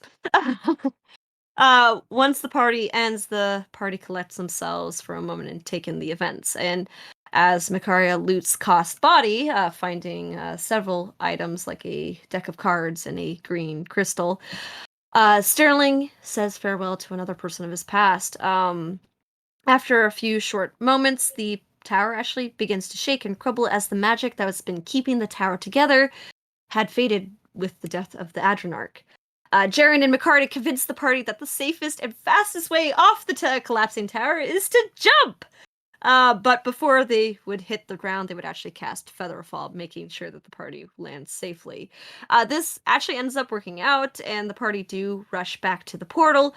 And surprisingly, as they do so, they actually have the island breaking apart as they stand. So pretty much suggesting that it's probably now or never should they go through the portal. Between some pretty close calls, the party does eventually reach to the portal gates, but looking at the state of the portal and the islands due to its collapsing, they figure out that the cave of the material plane would probably also be collapsing, and probably the safest option was to somehow turn off the portal in some way. But this causes the party to come to the conclusion that in order to close the portal, they need to press two buttons at the same time, one on each side of the portal. Looking at their options, they realize that somebody would have to potentially be able to run after hitting the portal on the Astral Sea side and just be able to barely make it through the closing portal. Keith offers to be the one to run, claiming that he is the most dexterous of the party, telling them to trust him this once. Like a liar.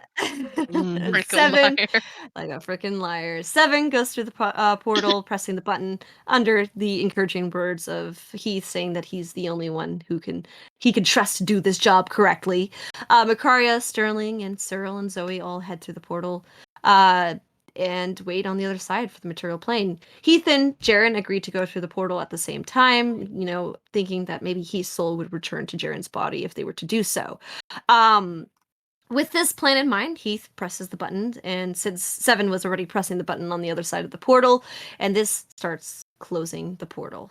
Heath and Jaren begin sprinting towards the portal. However, just as they are about to pass through the portal, Heath tells Jaren to take care of the party for him and pushes him through the portal. As Jaren goes through the portal, he turns back to see Heath smirking goodbye as the portal closes, leaving Heath behind in the Astral Sea. It takes a few moments for the party to realize, after seeing Heath pass through, that between Jaren crying and clutching the coin, that Heath stayed behind and is left in the Astral Sea. Jaren, trying to collect himself, remembers something that Heath said to him before about a false bottom that Heath had stitched into his bag. And upon investigation, Jaren ends up finding pouches of gifts and letters written by Heath addressed to each member of the party. And these were the gifts and final words of Heath to each of them as a final goodbye. And that's where we left off. And Guys! everyone in that moment shed many tears. Yeah, we Yes, were all, there were a lot of all tears. sobbing on stream. Yeah. Gods. I can't believe Heath is gone and we're never gonna see him again. I know. Never gonna see him again. Damn. Dang. Unless. Less in season 2, they find a way. Yeah. Tune Stay in. tuned to find out. Yeah. Tune in our next session of Love Over Glory as we start off season 2. Hell yeah. The party in absolute shambles, physically Yeah. and mentally. Yes. Emotional damaged. See if we could keep that energy. Oh, it won't be hard for me to keep that energy. I've been Shannon's sad still about winning it in that every day. Hey, I've made Shannon cry several Dude, times. she's made me cry so many times because she sent me a song that just reminded me of Heath. I'm like, fuck, bro. And then I have the wait. This isn't written in the notes, but the gifts that Heath gave to each of our characters are actual physical gifts that Jen has gotten for us. I have mines and I'm holding it and looking at it lovingly. I didn't get to go to San Jose, so I I'm not- know. See, Jen's only like 10 minutes away from me, so Yeah, so it was Drove the over. easiest way. Yeah. Give. But yeah, I'll eventually get those to everybody as well. But yeah, we'll get those to you guys. But yeah. Is the story. It's so- thus Yeah, it was funny. I far. gave it to you and I went, thank you for playing. You said thank you for playing with me, and I died. I said, oh my god, Jen.